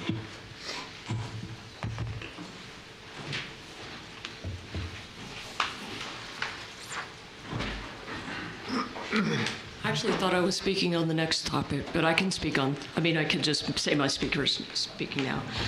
I was speaking on want to thank the district attorney for bringing this settlement for the case of Kelly Maston to you for a vote. This case was horrid for Kelly, her family, for all involved, quite frankly, for me to read as a citizen of Tarrant County.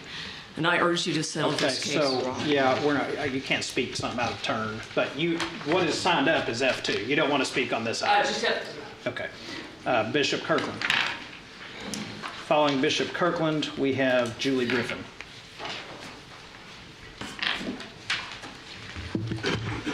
Gardner Anthony Johnson Sr. versus Tarrant County, Texas. I'm highly against this agenda item. As a gatekeeper in my village, we have, if I could treat Tarrant County like Mayberry RFD and like I was Sheriff Andy Taylor, and this is my own town, I would do as I please. This money is erroneously spent because we're in the save face mode, or what I like to refer to as politics. You know what I mean, have tricks, have politics. Although my village seeks the unadulterated real truth, I highly disagree with spending the taxpayer money when County of Tarrant has civil attorneys on staff. Let's speak to the elephant in the room. Tarrant County blew it. We dropped the ball. I do not believe that Marine Anthony Johnson Jr., councilman, nor his family, nor this elusive secret videotape has anything to hide.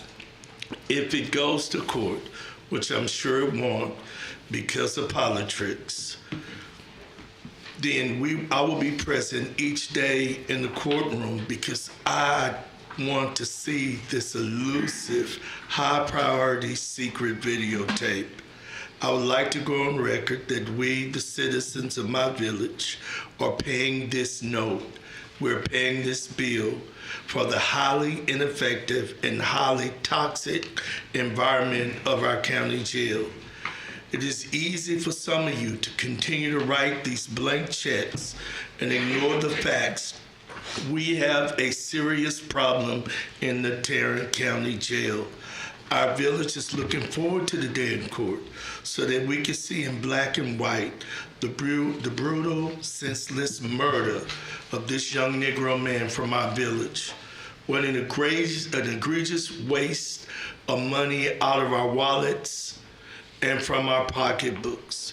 This family does not want a check. They want their child. The law firm that this county will hire with our monies for the criminal actions of the sheriff, the jailers, the deputy, Tarrant County, Texas, USA. Mind you, that this is only 1 to 10 firms that we the taxpayers will have to pay for this neglectful, systemic, racist, ignorant, arrogant, derelict sheriff in his department. I call it systemic because it describes and relates. Thank you. I'll be back. Next speaker on this item is Julie Griffin.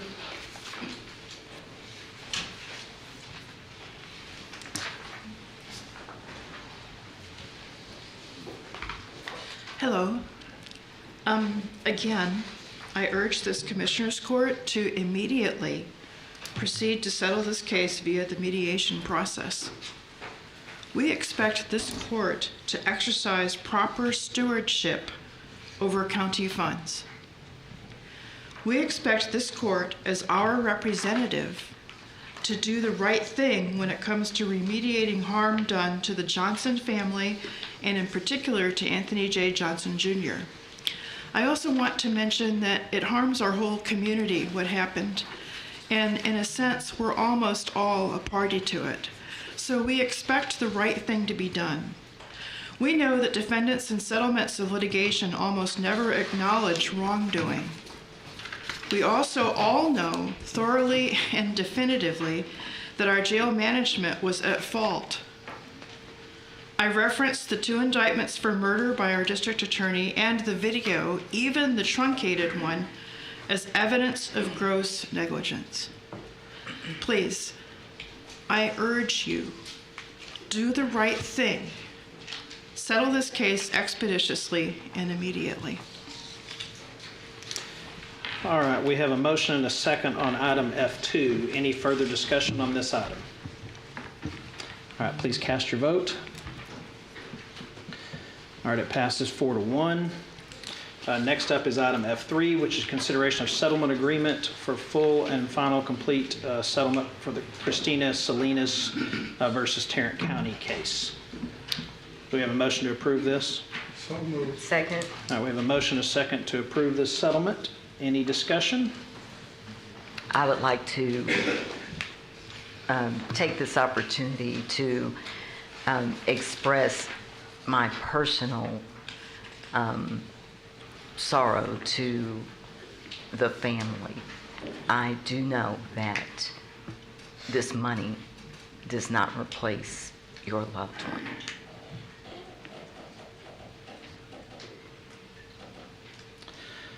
Okay, we have, I guess, 3 speakers on this item. Ms. Terry, and then Ms. Griffin. Thank you. I apologize if I was in error. I thank you for the district attorney to bring this settlement before the board or the commissioner's court, and I want to thank you for what appears to be a vote in favor. This case was hard for Kelly, her family, for all involved, and as a Tarrant County resident, I was horrified to read the case. But we seem to be in a good stretch here with no deaths in the court custody in several months. The media has reported we have new policies on restraints. We are asking for the state for new psychiatric beds or a place for people in the throes of a mental health crisis, which hopefully could have helped someone like Kelly. Please, I urge you to vote for this case to settle, along with the other remaining cases, like Anthony Johnson's. Let's move forward. Let's settle these cases. Let's not stretch these cases out for years. Let's settle these cases and move forward. Thank you. Thank you. Following Ms. Griffin, we have Bishop Kirkland.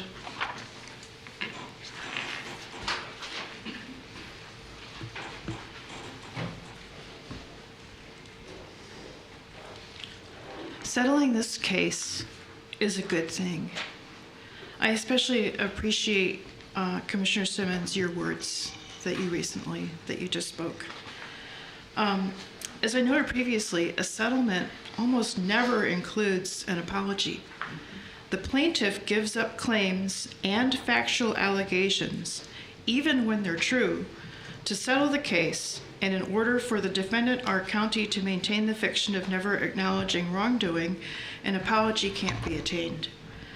But as my representatives, Commissioner's Court, I deem you to have issued an apology for the egregious treatment Kelly Maston suffered at the Tarrant County Jail by virtue of this settlement in and of itself.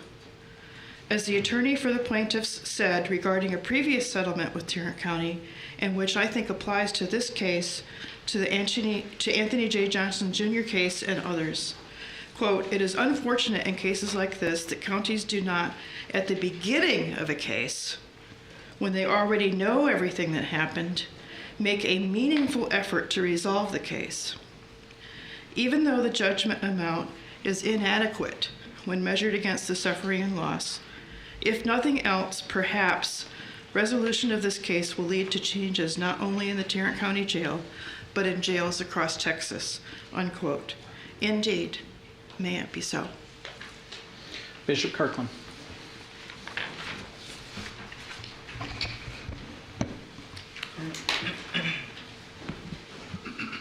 2023, our tax revenue was somewhere, I think, in the neighborhood of 1.8 billion. It's a lot of money Tarrant County raised, a lot of money we made. But we just keep writing these checks. We write these checks, and people may think I'm crazy because I say I want to see some of these cases in court. The world needs to see what goes on in that drill. We need to see what's really going on, because it's not an accident. It's not a mishap. We can't even get the SOP to find out what the standing operational procedures are. How can we begin to fix the problem? And fixing the problem is not the rubber stamp things that go on in your closed meetings, and then we come out here just to go through the process. That's not fixing the problem. These are lives. These are people, loved ones. And I can't understand why we cannot tolerate little Miss Johnson because she's upset. I hope pissed off is not an ugly word, because I would be as pissed off as she is if the systemic racist system continued to slaughter our people. So to write this check, in essence, looks like the right thing to do. But in my humble opinion, it's another cop-out. It's another cop-out for not uncovering, not revealing what our real problem is. That's why I call this room the Horse and Pony Show. I've seen dogs in here, service animals, which are well needed by our veterans. But I've seen dogs treated better than we treat that Johnson little girl in this chamber. So here we are again. We may as well, as citizens, hand each of you a blank check and say we know it's gonna happen again. Not if, but when. Ms. Cox told us that several months before Chastity died after Anthony. So we know it's gonna happen. So we'll just give a check for you, and a check for you, and a check for you. Everybody gets a check, because that's the way we handle real problems in our county, and don't look at the rudimental cause of the problem. And the rudimental cause of the problem is that place across the street is a killing field. And until we do something to change the practices and the procedures, it's gonna happen again. All right, we have a motion and a second on this item. Any further discussion? All right, please cast your vote. Passes 4-1. Brings us to, I believe that's J2 through 7. J2 through 7 is related to tech share and multiple requests for, I don't know if you'd call it improvements, enhancements, additions to tech share. So I have a series of questions. This is probably for you. Okay. So of the total cost of the new developments, the thing that I'm reading, I added up to about almost $500,000. That's correct. How much of that will be paid by Tarrant County? How much will be paid by anyone else? The population formulas that have been used previously are in play for this. So in a sense, if you look at each of the resource sharing addendums that look at who the participating agencies are, the cost breakdown is broken down by percentage. So jail, I'll use as a first example because we are the only participant in jail. That one we're paying 100% of the costs on. Another example would be tech share court. So there are 2 counties in tech share court.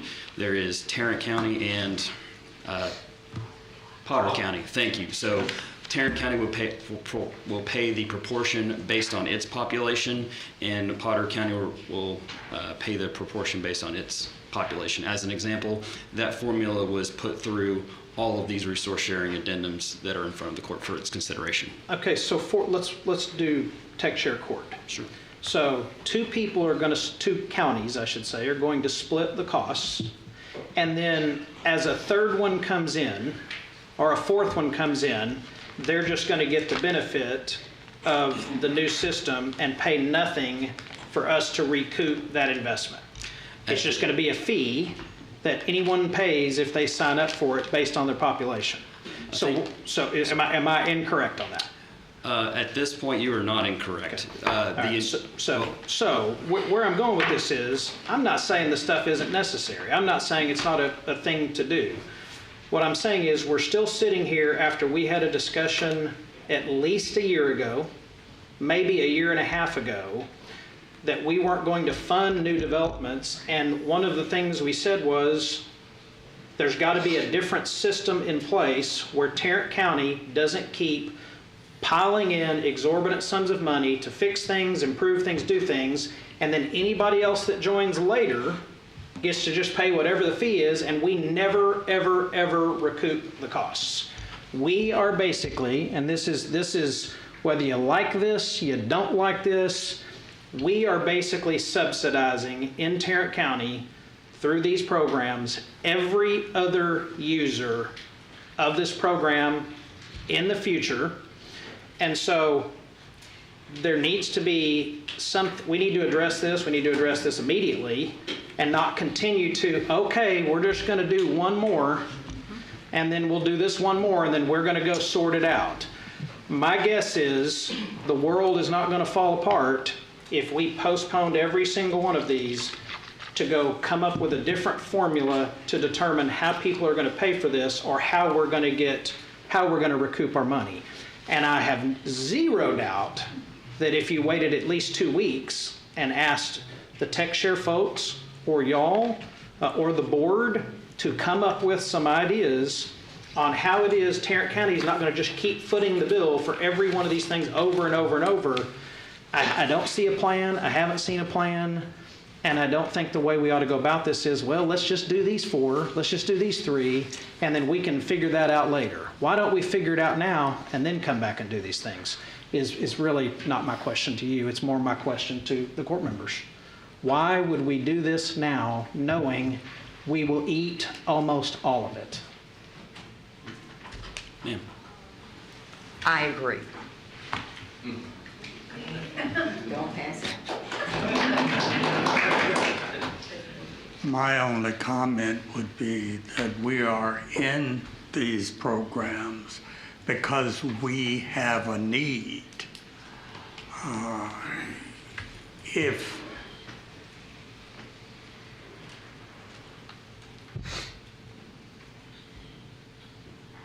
we were standing there alone,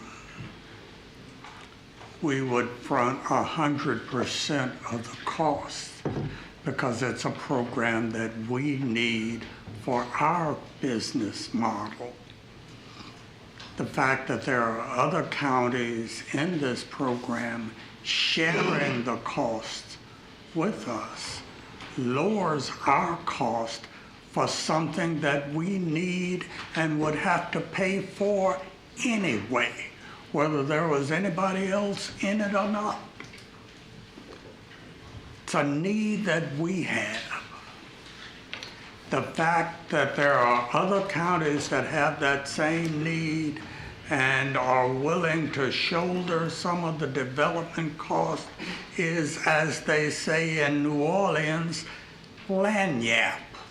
It's a little something extra. There are other companies, there are other firms that offer what we need.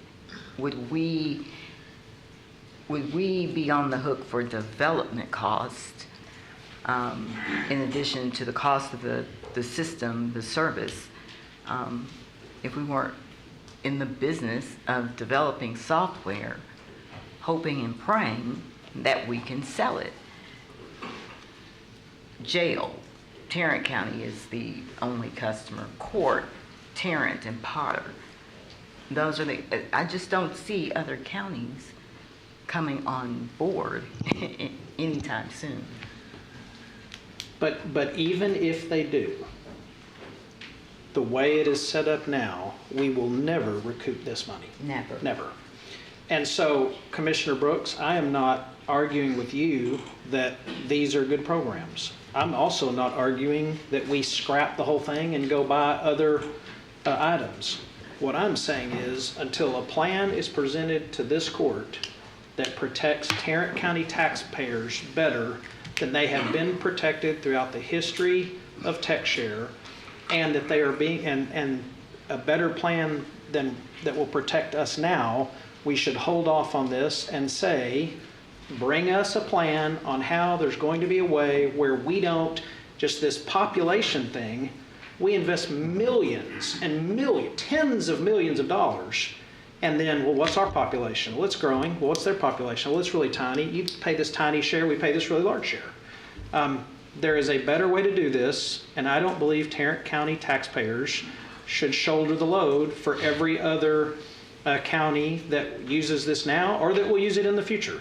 And I don't see anything about any of these programs that if we don't start this process immediately before we look at other options on how we can recoup some of this money, I don't see anything here that is, oh my gosh, the world will fall apart. We were told for weeks and weeks and weeks, TechShare Court is really good. It's really good. It's really good. Now we need to do some more stuff to it. So it wasn't good enough. It wasn't finished. I also want to know how many of these things are just luxuries that, you know, I've heard one thing is you have to look at 2 screens. We'd like to look at 1. I don't believe this is the right way to go about this until we have explored how the TechShare folks can put together a plan that allows us to recoup at least some of this money and not shoulder the lion's share over and over and over. Because what will happen 6 months from now, 1 year from now, we'll be right back here again. We need $400,000 more dollars. We need $700,000 more dollars. Y'all paid most of it, and then we'll just keep charging everybody by population. Judge, of course, I was involved in this back in the beginning, and what you're saying is correct. We did. One of the most important things that we could do and did do was set up a plan where we could get reimbursed for that work that was being done. We felt that was extremely important and was essential to the success of us taking over TechShare. And it has worked. I personally think it's worked very well. We're a whole different corporation and company than we were probably a year and a half ago because of that. And Troy's work and Elizabeth's work, and they have really put the time and effort into this. So it's just I felt like we were doing now what we said we were going to do, and if we're not, we will be. And I see you are in line to speak, and I'll turn it over to you. Go ahead. Commissioner Ramirez, before she goes. Okay. I think that we're kind of re-engaging in a conversation we had a year ago, where we determined that there were several problems with TechShare. One of them was the business process, the business side that initially was created, nearly a decade ago at this point, to start this process of getting us competent and capable software. I will agree with the judge. I don't think that part is solved yet.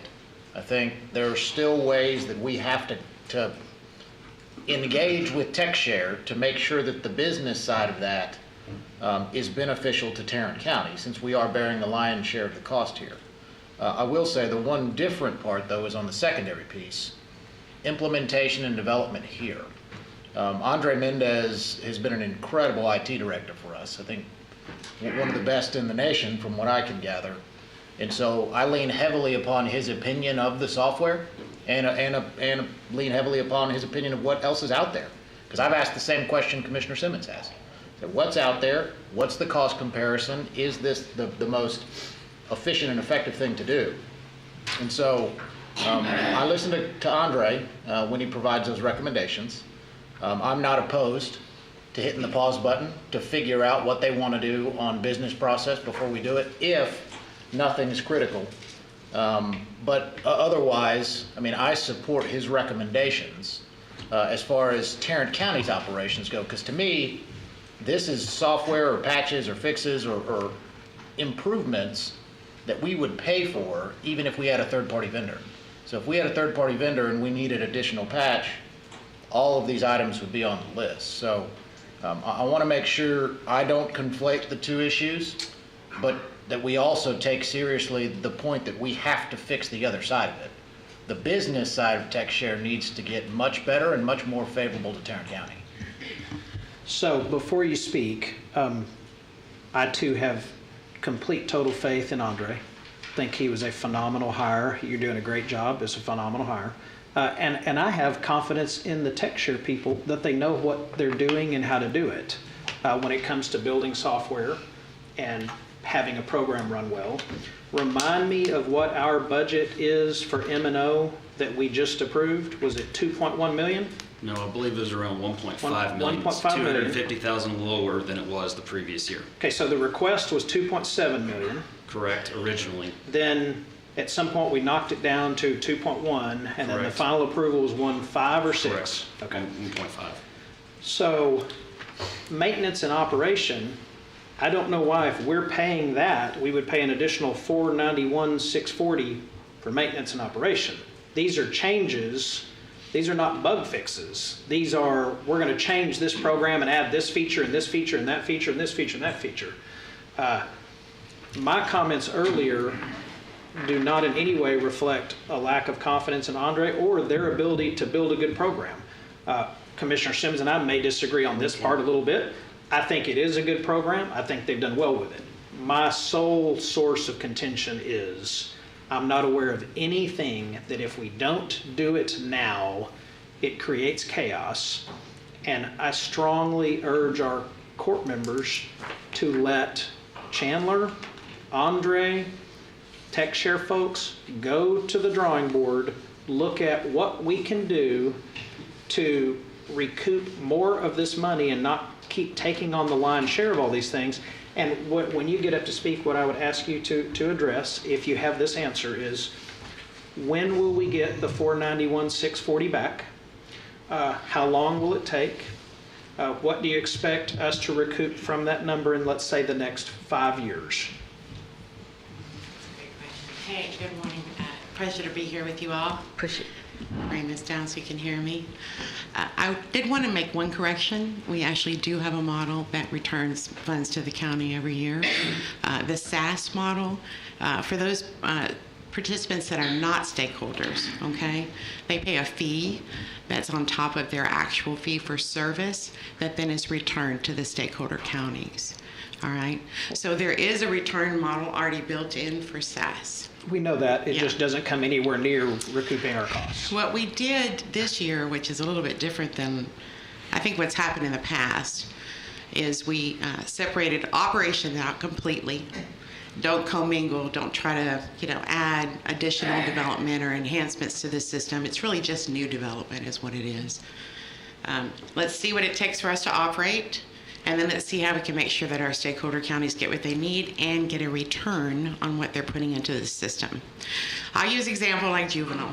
Collin County came in with Denton County and they paid Tarrant County this year, Tarrant County and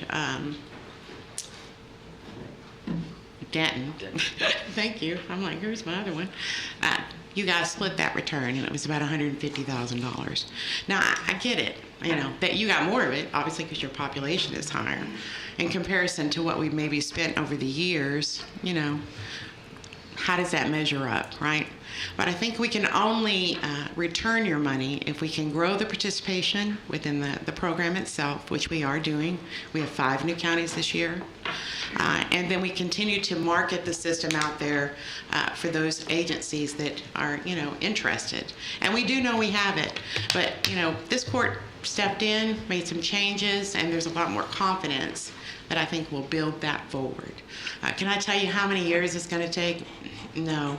But I can tell you that for every new system or every area, we have a metric, and we are looking for ways to provide the dollars up front, not after the fact, at the end of the year, to the county. Because it's taken how many years to get here? Like 12, 14, something like that? Yeah. For my side of it, you know, I've had the pleasure of doing this since July. And so I know that there's a lot of opportunity out there. I just think that, you know, sometimes you got to turn stuff upside down to put it right side up. So we had it upside down, and now we're right side up, and we need to be able to move forward with the other, you know, parts of the organization that were promised to the counties that started it. Yep. Here's what I would like to do. I would like to make a motion that we table this item, direct staff to work with TechShare and come back with financial models that we could take to the TechShare board that provide a better return for Tarrant County on the investments that we're making. I'm not saying it's going to happen. I'm saying before we pass this, I would like to see numbers, proposals, and exchange ideas on how we could do that. So that's my motion. Second. So there's a motion and a second. The other thing that I will make you two gentlemen aware of, Commissioner Ramirez and I, and Mr. Merritt met with, and I really, y'all may already know this, and I just don't remember if you know it, met with some very successful tech entrepreneurs in Tarrant County who have literally offices around the world, and they have taken a look at some of this, and they think they can bring some ideas to the table that will help us turn this into a much more marketable product. I don't think that's going to come to us until probably January, so the two of you will not be here, but they're going to bring this to us where we will have a very robust discussion with them and our court members. It doesn't result in anyone from TechShare losing jobs. It would be private business people taking a look at it, showing us how we could go monetize it, run it better like a private company. And so that's coming, just so y'all will know. All right, we have a motion and a second. Do we have any other discussion? Judge, before we vote, can we hear from Andre if he has an opinion about this? Certainly. A lot to unpack here. And so if you'll forgive me, there'll be a little bit of stream of consciousness. First, about TechShare. The effort around TechShare is now almost 2 decades long. But to conflate what happened with TechShare over that period of time with what is happening with TechShare today is a bit of an error, because you cannot undo the past, but what you can do is work on the future of something that could actually have a very decent future. And so the question then becomes, how are we running TechShare today? When I say we, because for better or for worse, it is a partnership between Tarrant County and the TechShare organization. In large part due to the efforts of Mr. Merritt, we have engaged a new paradigm for development efforts. If you look at the PSA and the mental health alerts, we established a very precise budget. We established a very precise milestone. We established a very precise scope. And I am pleased to report that PSA is live, on schedule, on time, on budget, and on scope.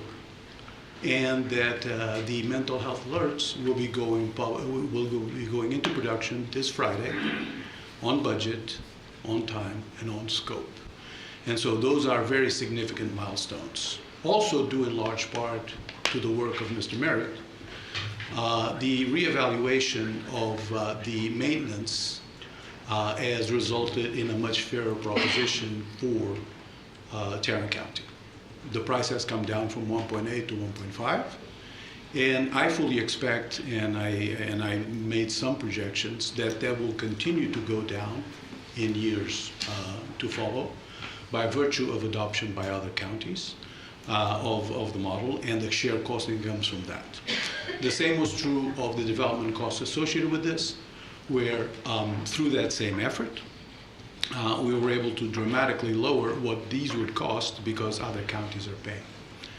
Now, in terms of the functionality that we're asking for, this was functionality that was agreed to by all of the elected officials and their staff that would bring significant functionality enhancement to their day-to-day and a much more efficient process in the jail, in the courts, with juvenile, with magistration, with integration, and as such produces an economic benefit, including cost avoidance, and also a more efficient operation of the county at large. So the question becomes, how do we move forward? As I've mentioned to all of you, and I mentioned to all my staff, I actually believe that TechShare offers a unique value to the county, and that the price-performance ratio that this package brings to the table is far superior to any competitor's product, not to mention the fact that a migration from this environment would be an extremely painful, protracted, and expensive process that would substantially disrupt operations in the county. And so we have to take that into consideration. So when we look overall at what we should do, I have zero doubt that Judge O'Hare is absolutely right in terms of the necessity to establish very clear boundaries of what it takes to get as part of that process, right? And that it lowers our overall costs because the goodness is shared by everybody. But the value that it brings to the county is absolutely on par and better than anything else that could be brought to the county. And so while delaying by 2 weeks is not going to be the end of the world without a shadow of a doubt, and if it brings additional pressure for those processes to be fully established and fully fleshed out, then by all means that makes eminent sense to me. But in a way, we are conflating the operation of a suite that has served the county very well in recent past. I don't want to talk about the long history because that's gone. It doesn't matter. A lot of you were not here. Maybe Mr. Brooks and Mr. Fickus were here, but here we are. I was not here. Chandler did not have this position. Ms. Lewis did not have this position. And so if these 2 weeks provide additional clearance and provide a sense of urgency to address that issue, that makes eminent sense to me. But nobody should question the value that this organization brings to the table. And I personally believe that in the long run, properly run, properly developed, this suite could be a very, very, very powerful instrument for dramatically reducing the cost of operation to the county and producing value. Thank you, Andre. Mr. Wilder. Thank you, Judge. I'll try to be brief. Everything that was on this list today is things that the sheriff, the county clerk, and the district clerk signed off on as needed, not superlatives, things that are luxuries or anything like that. So I would urge you, whatever pot of money it comes out of, we need these things for staff efficiency, also to comply with the unfunded mandates that we continually get from the legislature. We just got a load of it this last legislature that we're still struggling to comply with. Quite a bit of it we're doing manually. And then there's the Supreme Court, which you and I have discussed. They give us unfunded mandates. We have another one of those coming up that's due for us to comply with in March. So besides whatever pot of money this comes out of, if I would urge the court, which previous courts have done this, but it's sort of fallen on deaf ears, to pass some kind of resolution and talk with our legislators to stop this unfunded mandate stuff. Everything that these people put on us, on all these massive reports, like we're doing on the courts now, all of that, we don't know what the penalty is to not do it. I'm not sure. I want to find out. So I just give that to you. Also, I would say in my many years, 30 years here and 7 years on our research board for the real estate industry down at A&M, it would be, I don't know of a way that you could take an existing system that has been put in place in our criminal section and bring in something new to replace these things that are on the list today. That would just not be feasible in my viewpoint. So thank you for your time. Thank you. Mr. Merritt, the item that he just discussed about the Supreme Court mandate on the technology, would you please place that on our closed session agenda for the first meeting of January? Yes, sir. I have a question for Andre. Will a delay affect the cutover to the PSA and the mental health platforms? No, it do not. Those are live, on time, on budget, on scope, as promised. And so just, I heard what you said and Mr. Wilder said, to move to a completely new system would be disruptive.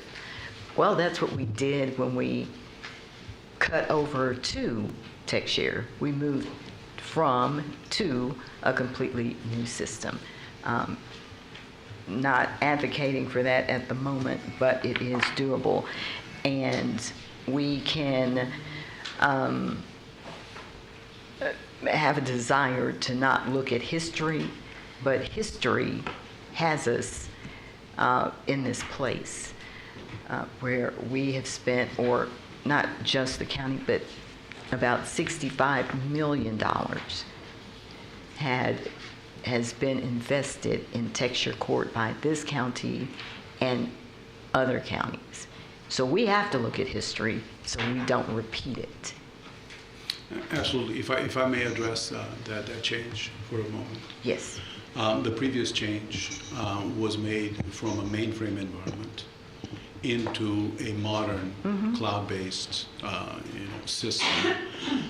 The obsolescence of the mainframe was a very serious concern, not to mention its extremely high operating costs. So it was an untenable circumstance that did not have the growth capability for the county, the integration capability for the county, and so it will be an unsustainable process. There are some of those.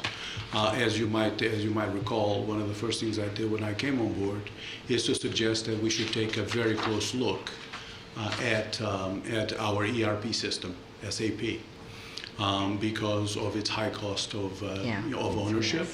And if we come to a conclusion that we need to move from that, I can assure you that it will not be inexpensive. It will not be without disruption, and it will be painful, especially to the folks in the functional areas that will have to deal with this. But in that environment, we'll be looking at a total cost of ownership over 10 years that might differ by dozens of millions of dollars. So it's something that we will have to consider. So when we consider that type of thing, if we were to find a package where a 10-year cost of ownership would be dramatically lower, it would be something that we would consider. I myself do not know of any such thing, and I would venture to say that at this point, and this is a little bit of speculation on my part, but a 10-year cost of ownership for any other solution that exists in the marketplace today would be easily more than double of what we pay today. Seeing as 3 counties use juvenile, 2 counties use court, 1 county uses jail, what do other counties use? That's a really great question. For juvenile, we actually created the system so it runs statewide. TJJD hosts all the basic counties in that system. And so for this is the full case management, helps them run their institutions and things like that. That's a much broader package. And the counties that own that system and share in it are the ones listed there. Yeah. Okay. So it actually is used across the state. It's just that these are the particular stakeholders for TechShare Juvenile. What do counties use for a criminal management database? We use court. What do other counties use? So Tarrant and now Potter use court. Right. What do all the other 252 counties use? That's a great question. I think there is obviously, some big partners out there. I think the one thing that we always want to consider is that, we're Texas. We do things different. We are not like everybody else. And so that really propagated, I think, even the formation of TechShare, where the counties had a need that they needed to be met. And when they wanted changes to be made, they wanted them to move forward. And sometimes with the other organizations, you could be in a situation where you're waiting on lots and lots of other people, and if they think that's a good idea. So, I know that there are other packages out there. I don't know which everyone uses.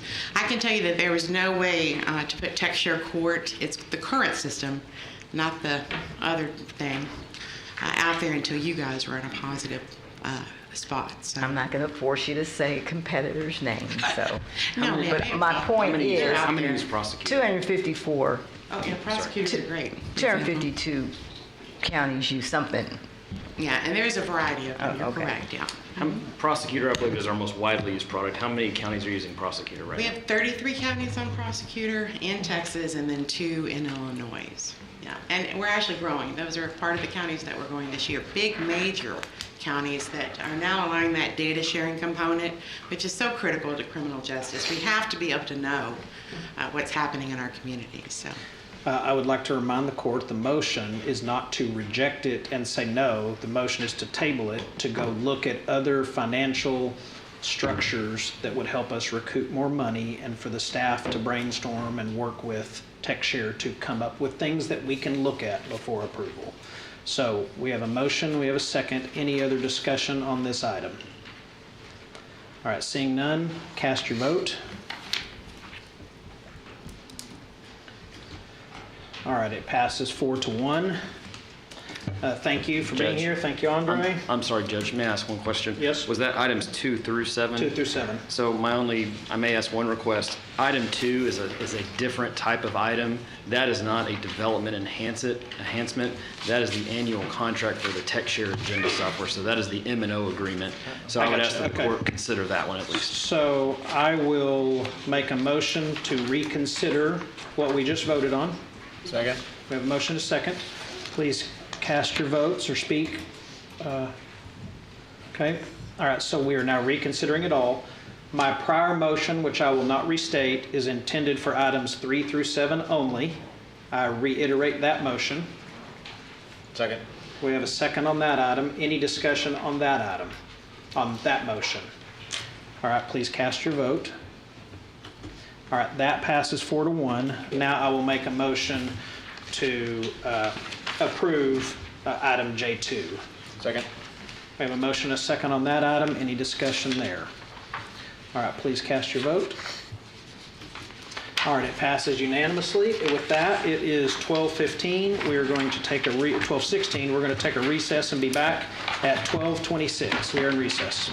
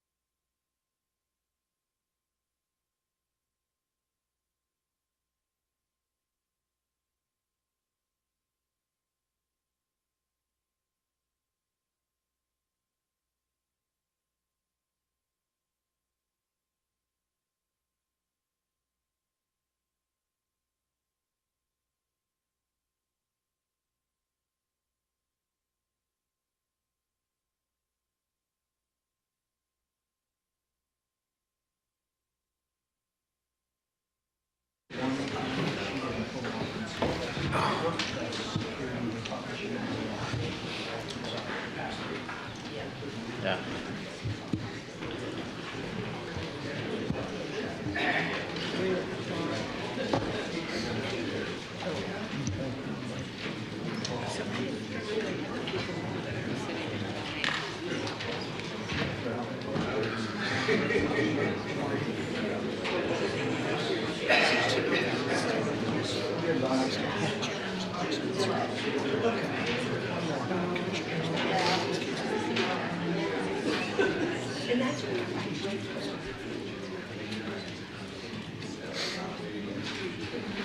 One more. Y'all do anything Thanksgiving? No, we'd gone to New York a week prior. So, yeah, so we just stayed here. Two family things in town. So, it was good. The girls had fun. All right, we are back from recess. A little busy for me. We go to purchasing. I would ask the members of the court to look at items L1 through L9 to see if you have any questions on any of those items. All right, we have a motion and a second to approve items L1 through 9.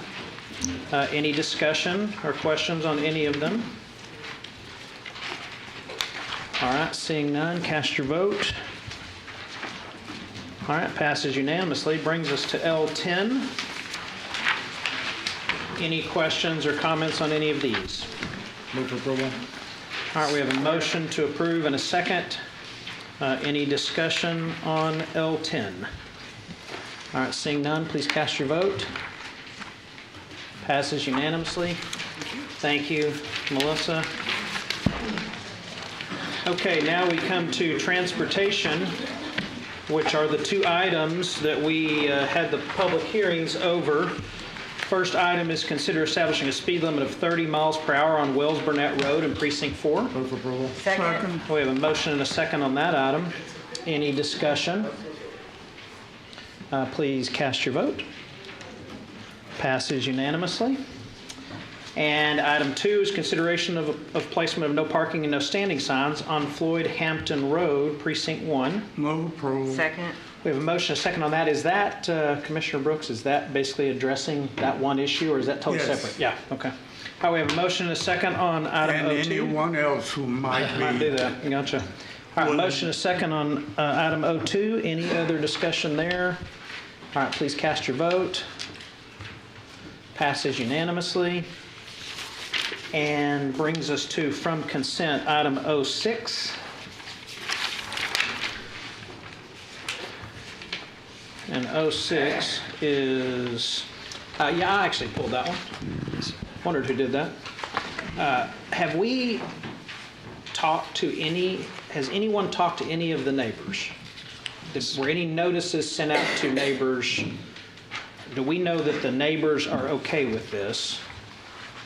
The applicant notified the 3 property owners that are within that setback for the cell tower. Okay. They sent certified letters, and I do have email correspondence between the spokesperson for those 3 property owners that says there's no issues as long as construction is west of the railroad track, which is where construction's proposed. Okay. I could have asked that before, I just couldn't get to you. No problem. That's all I had.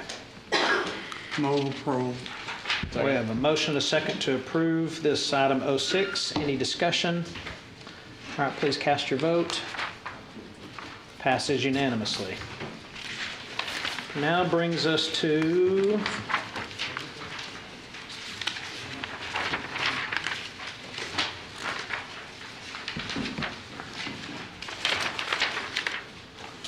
oh my gosh.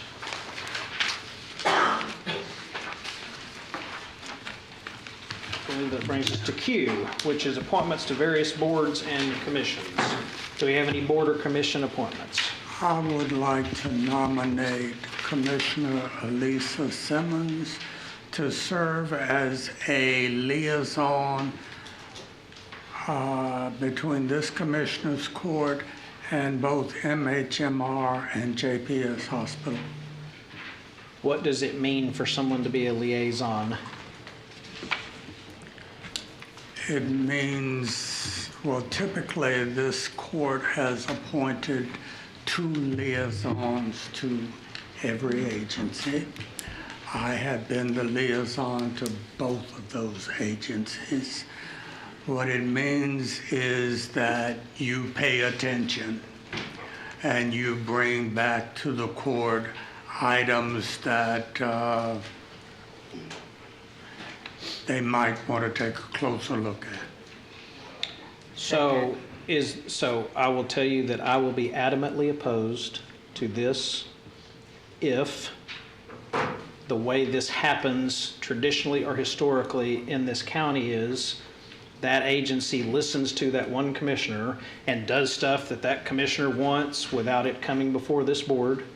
And that's not an indictment of you or you. That is, I know how this works around here sometimes, and you go to somebody and you're the named appointment and you say, I want XYZ and we should do this, and they think they're supposed to run, and that's not what this should be. That's not how this has ever functioned. Okay. All right. Second. Okay, we have a motion and a second on this item. Any discussion? Does JPS recognize this as an official position or liaison position, I guess? Do you mean MHMR? Or JPS and MHMR. You made the motion for who? What was the motion? MHMR? Both. Oh, you made it for both. Okay. So Yes. yeah, my question was, is there like an official slot or designation? It is a quasi-official position. I have a question. It's got no authority. Is this like liaisons to the RTC, the purchasing committee, the IT steering committee? Is this similar?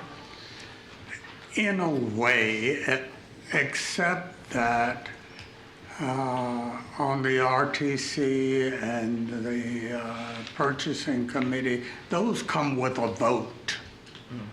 Those are official positions and right, boards. Yeah. Right. This does not come with a vote of any kind. Any other discussion? Just their opinion. It comes with an opinion. Yes. And opinions, everybody's got one. Okay, we have a motion and a second. Any other discussion?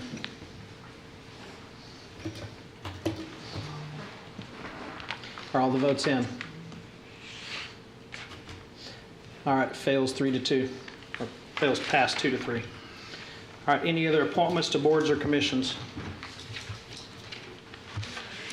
All right, seeing none, the approval of bonds or certificates of self-insurance, was that already passed through consent? It was not. Okay. Is this a bond or certificate of self-insurance for the tax assessor? No, Judge. This is going to be approval of 6 different certificates of self-insurance for a variety of positions. Happy to go through them. You are correct that the bond for the elected tax assessor collector is forthcoming. We do not have that yet today for court approval, but we anticipate that we should have that by the 17th, along with several other certificates of self-insurance for other elected officials. Today, we're asking for approval of a certificate of self-insurance in the amount of $30,000 for Bill Wayborn, the sheriff. Then a $3,000 certificate of self-insurance for Commissioner-elect for Precinct 1, Roderick Miles. Similarly, for Commissioner-elect Roderick Miles, and $3,000 as an ex officio road commissioner. Constable-elect David Woodruff in the amount of $1,500 for Precinct 2. Constable Michael Campbell for Precinct 8 in the amount of $1,500. All right, move to approve. Second. All right, we have a motion and a second on that item. Any discussion? All right, please cast your vote. All right, passes unanimously. Next, we have public comments. First speaker I have is, looks like Natise Ford. Following Natise Ford, we have Cassandra Johnson. Hi, I wrote that kind of sloppy. I was worried that you wouldn't be able to read it. Hello, my name is Natise Ford with African American News and Issues, where we address current and historical realities affecting our community. I would like to address the court in regards to fair and affordable housing in Tarrant County. I would like to draw attention to something that was voted on earlier agenda point H1, the consideration of housing assistance payment contracts and/or contract amendments between landlords and Tarrant County Housing Assistance Office. I've just been made aware of issues in Tarrant County with evictions being rolled out in the winter and holiday season, so I'm playing catch up, I must admit, in regards to the issue. It may be premature to speak to what the impending administration intends for housing and urban development on the local level.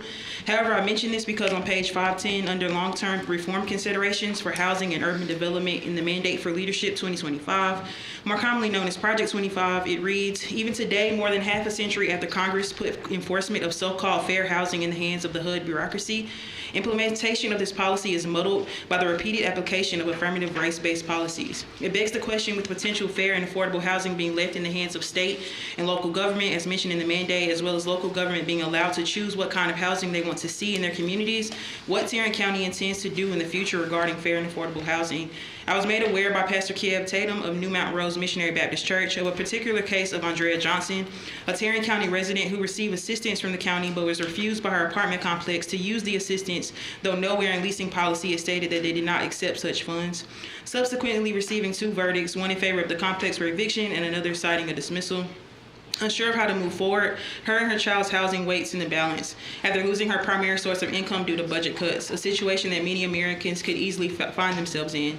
As I mentioned earlier in the address, this is an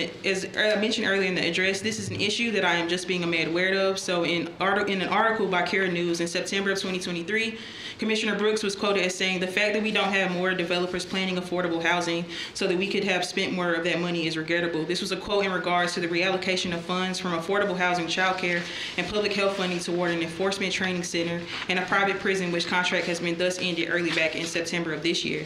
As I listened to proposed budgets for much needed mental health facilities, I addressed the court to know how on a local level Tarrant County intends to deal with the systemic racism in housing that has forced so-called repeated application of affirmative race-based policies. Thank you very much. Thank you. Following Ms. Johnson, we have Doreen Geiger.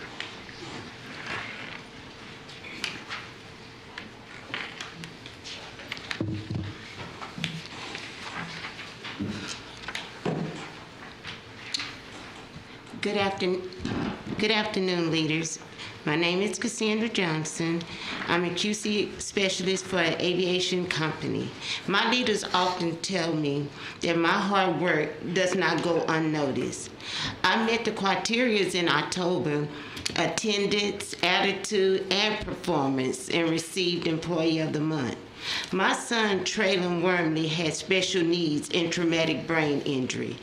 Once he graduated from Mansfield Legacy in 2018, we had a great difficulty getting him the help needed. I struggled for many years to get him a true diagnosis in and out of different facilities. After many trials and tribulations, the day he was supposed to be transferred to a facility that would accommodate his age and injuries, Fort Worth police broke down our door, took him out of his bed, and arrested him on a baseless probation violation, which is still in question. Leaders, after 6 months in jail, Traylon died in custody from apparently fentanyl overdose on July the 20th, 2022. Help me understand, please.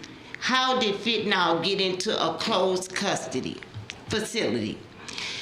Last month, I found out that along with 25 other incarcerated people, Traylon's death was not investigated by state law. So first they arrested him for a probation violation. Judge Wolf denied him bond. Then the jail denied him care he desperately needed. And then the sheriff's office let illegal drugs be smuggled into the jail that killed him. The medical examiner notified me. Never heard from Tarrant County. Then I get an email that if he don't show up for court, a warrant will be issued. Then found out that the death was never investigated per state law? Leaders, I'm not just standing in front of you just. I need answers. I need accountability and transparency. I urge you to please, please, make it your priority to protect all those detained within Sheriff Wayborn custody. This go round, God has given him another chance. Please, do your job. Please get involved. Thank you. Thank you. Following Ms. Geiger, we have Bishop Kirkland.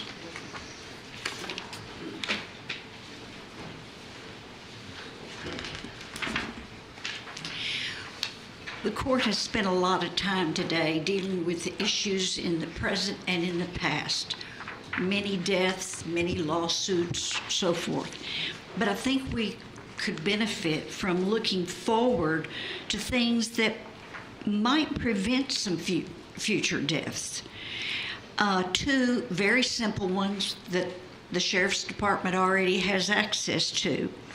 One, drug sniffing dogs for all employees and vendors. We know from past history some of the drugs that have been brought in by employees. We think most of those employees have been fired through the years, but there should be drug sniffing dogs that I've done it before. You schedule the company to bring the dogs to a certain place where all the employees are coming through the same door. And also vendors. There's a lot of vendors that deliver all kinds of stuff to all of our jail facilities. Second, scanning of all persons being booked into the jail. I know a young man who's been arrested 5 times. He was homeless. He got arrested 5 times, and he said only once was he ever scanned. And he thought, really scanning should be done for everybody that's booked. Anyway, I hope this court and the Sheriff's Department will look at everything that they can to help prevent future deaths and the pain that the families and the community have experienced. Thank you. Thank you. Following Bishop Kirkland, we have Linda Hanratty.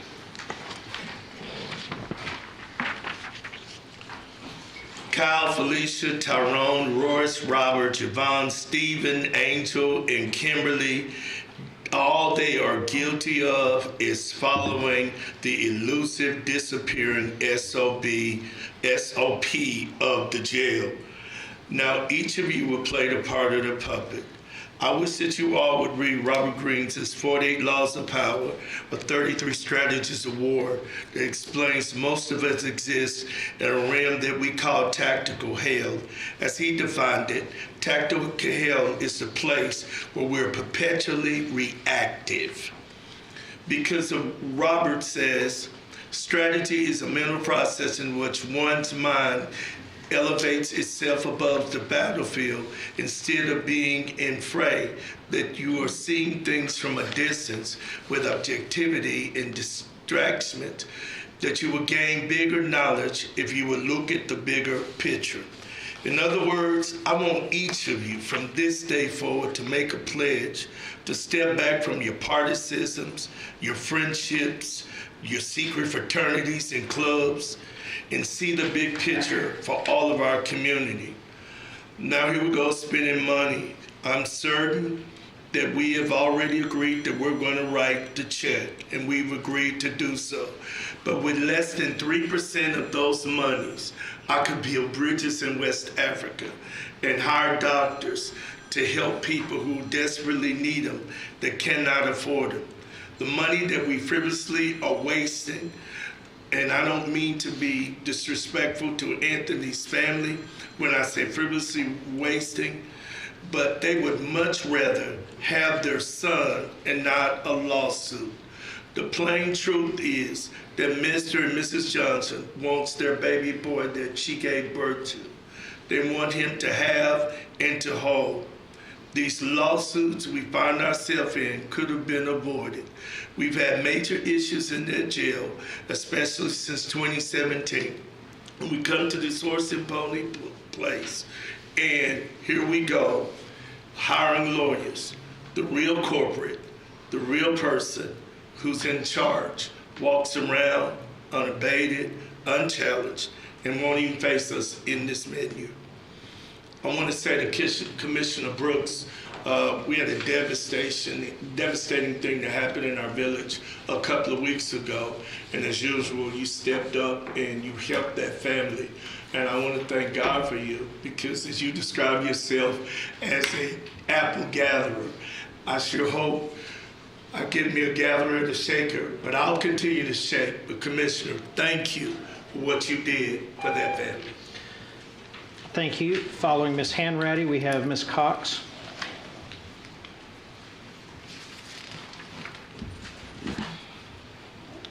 I've done this before, but I'm going to do it again because I haven't heard anything.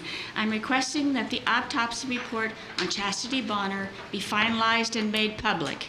It has been over 6 months since her May 27th death.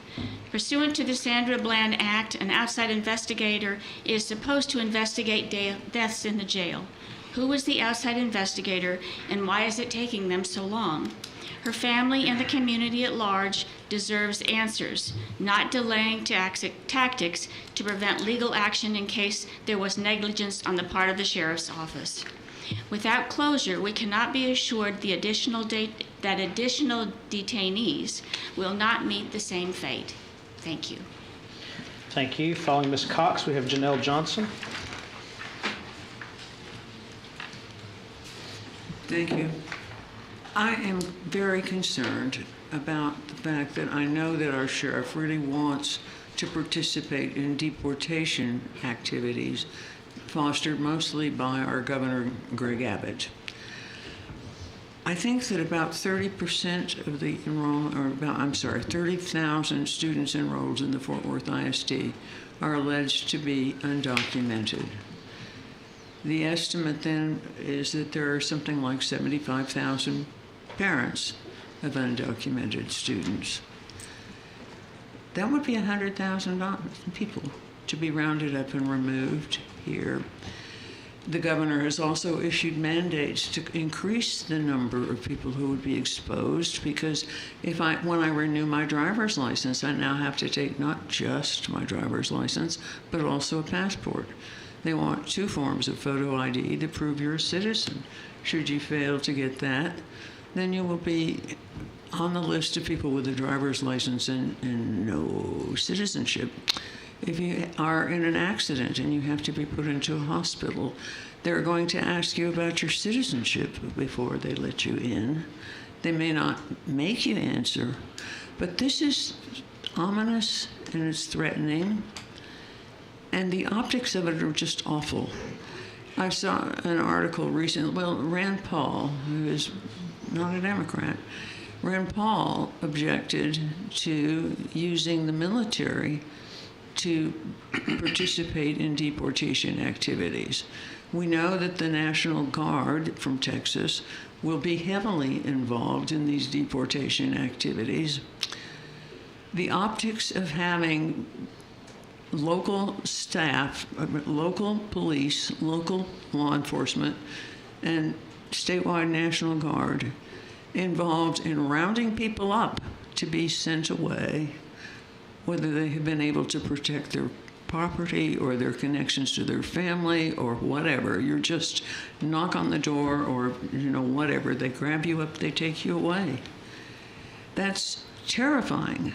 And there are a lot of people in Fort Worth and a lot of people in Tarrant County who are now deeply afraid that this will happen to them or to someone whom they love. The other downsides of all of this is that we're supposed to be building, and the people who have the best building skills in our society tend to be Mexican. For whatever reason, we don't train people who build or do set tile as well as they do in Mexico. So we're going to lose a lot of our labor force. And that, of course, is not going to be good for the cost of rebuilding. And Thank you. okay. Following Ms. Johnson, we have Nan Terry.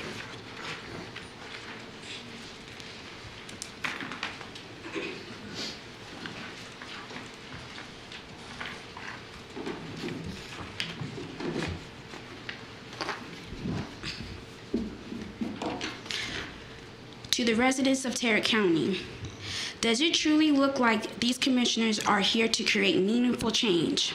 Are they working to prevent lawsuits, or does it seem more like they're using the funds meant to investigate mistreatment and violence within county departments to cover up wrongful deaths?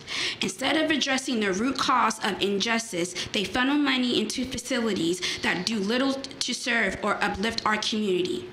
When we look at the agenda, when we see how they vote to solve Tarrant County's issues with our tax dollars, we must ask ourselves, why do we keep trusting these 4 commissioners to spend responsibly? Time again, their actions show they prioritize their own interests in their communities that they personally care about, not ours. According to recent reports from KERA, more than $4.3 million has been spent in just 2 years on lawsuits. And what have they to show? Where's the accountability? Where's the justice? And what have they truly done to improve the lives of the people in Tarrant County?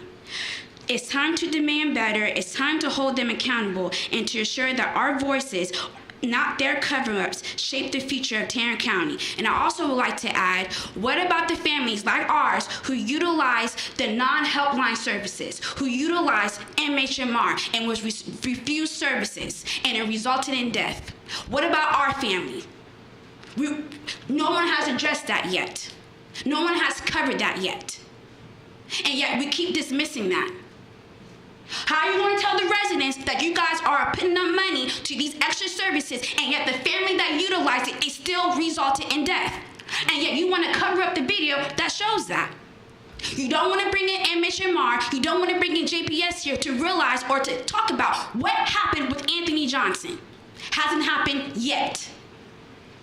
And you keep having the residents believe that you guys are doing an upstanding job and you haven't done anything. Right. Until now. Until we showed up. Keep that in mind.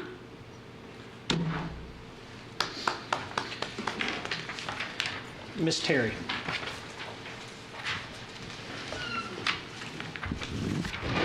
Thank you. I'm Nan Terry, and my words are my own. I want to thank you for the resolution requesting a state hospital in Tarrant County, but I want to give you a bit of history. The State Health and Human Services Commission conducted an in-person and virtual meeting on May 13th, 2024, to receive public comment on the draft long-range planning report for the Texas state hospitals. The notice to comment included this statement: the initiatives outlined in this report will guide the Texas state hospitals for the next 6 years. This report will be developed under the authority of the Texas Health and Safety Code, Section 533.032. Comments were due on May 15th, 2024.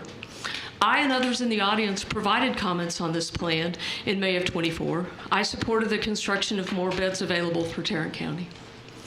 In August of 24, Texas Health and Human Services published, quote, Evolving the Landscape, Texas State Hospital's Long-Range Planning Report, as required by the Texas Health and Safety Code previously mentioned. On September 5th, Health and Human Services made this presentation to the Senate Finance Committee for the state. There is no plan for a state hospital in Tarrant County, as you obviously know. But what's more concerning, or somewhat frightening from my perspective, is the number of beds currently available in Wichita Falls State Hospital is 268. Yet after renovation, as called for in the plan, that number drops to 200 beds. The numbers at Vernon remain the same. For those that don't know, those two hospitals are the hospitals taking patients from the North Texas area, not just Tarrant County. So we're losing 68 beds. If you want a copy of either report or presentation, let me know and I can email them to you. I'm not sure, but I'm guessing that Tarrant County did not comment on the draft back in May. Why else did you do a resolution today? Don't take my comments as opposition, but as full support for your resolution. One thing that's concerning to me is the only agency actually creating beds, psychiatric beds in the county is JPS, yet this commission or commissioner's court cut funding without JPS board involvement. Hopefully you're taking funds away from JPS won't interfere with citizens needing psychiatric care in Tarrant County. Next time, I'd prefer the county to comment like the rest of the state on time and not beg for money after the long-range planning report is completed. I, like you, do support more beds for those in a mental health crisis in Tarrant County. History is what history is. Thank you. All right, next we have announcements and comments from commissioners. Any announcements or comments? All right, seeing none, the court will now recess the open session and proceed to closed session to discuss items exempt under 551.071, 072, 074, 076, 087, and 0725 of the Texas Government Code. We are in recess.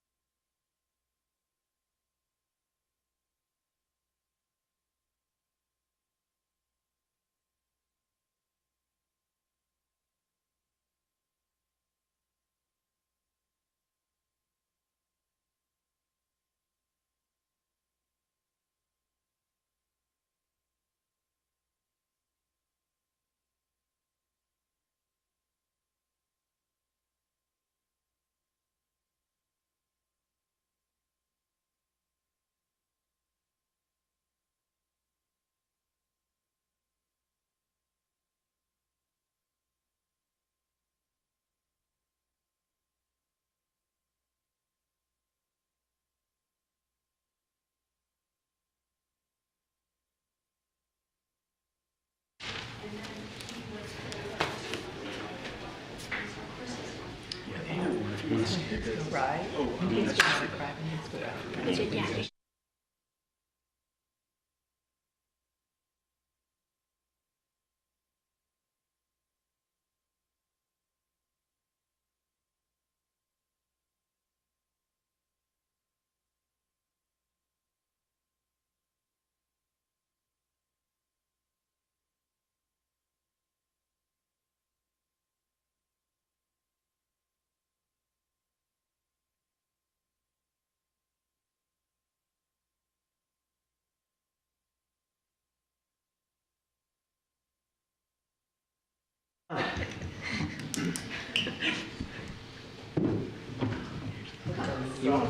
Y'all want to do anything while we're up here? Nobody else can see it? All right, here we go. Welcome back to our Commissioners Court meeting. We had an executive session. There's no further action to take. So with that, we are now officially adjourned. Here.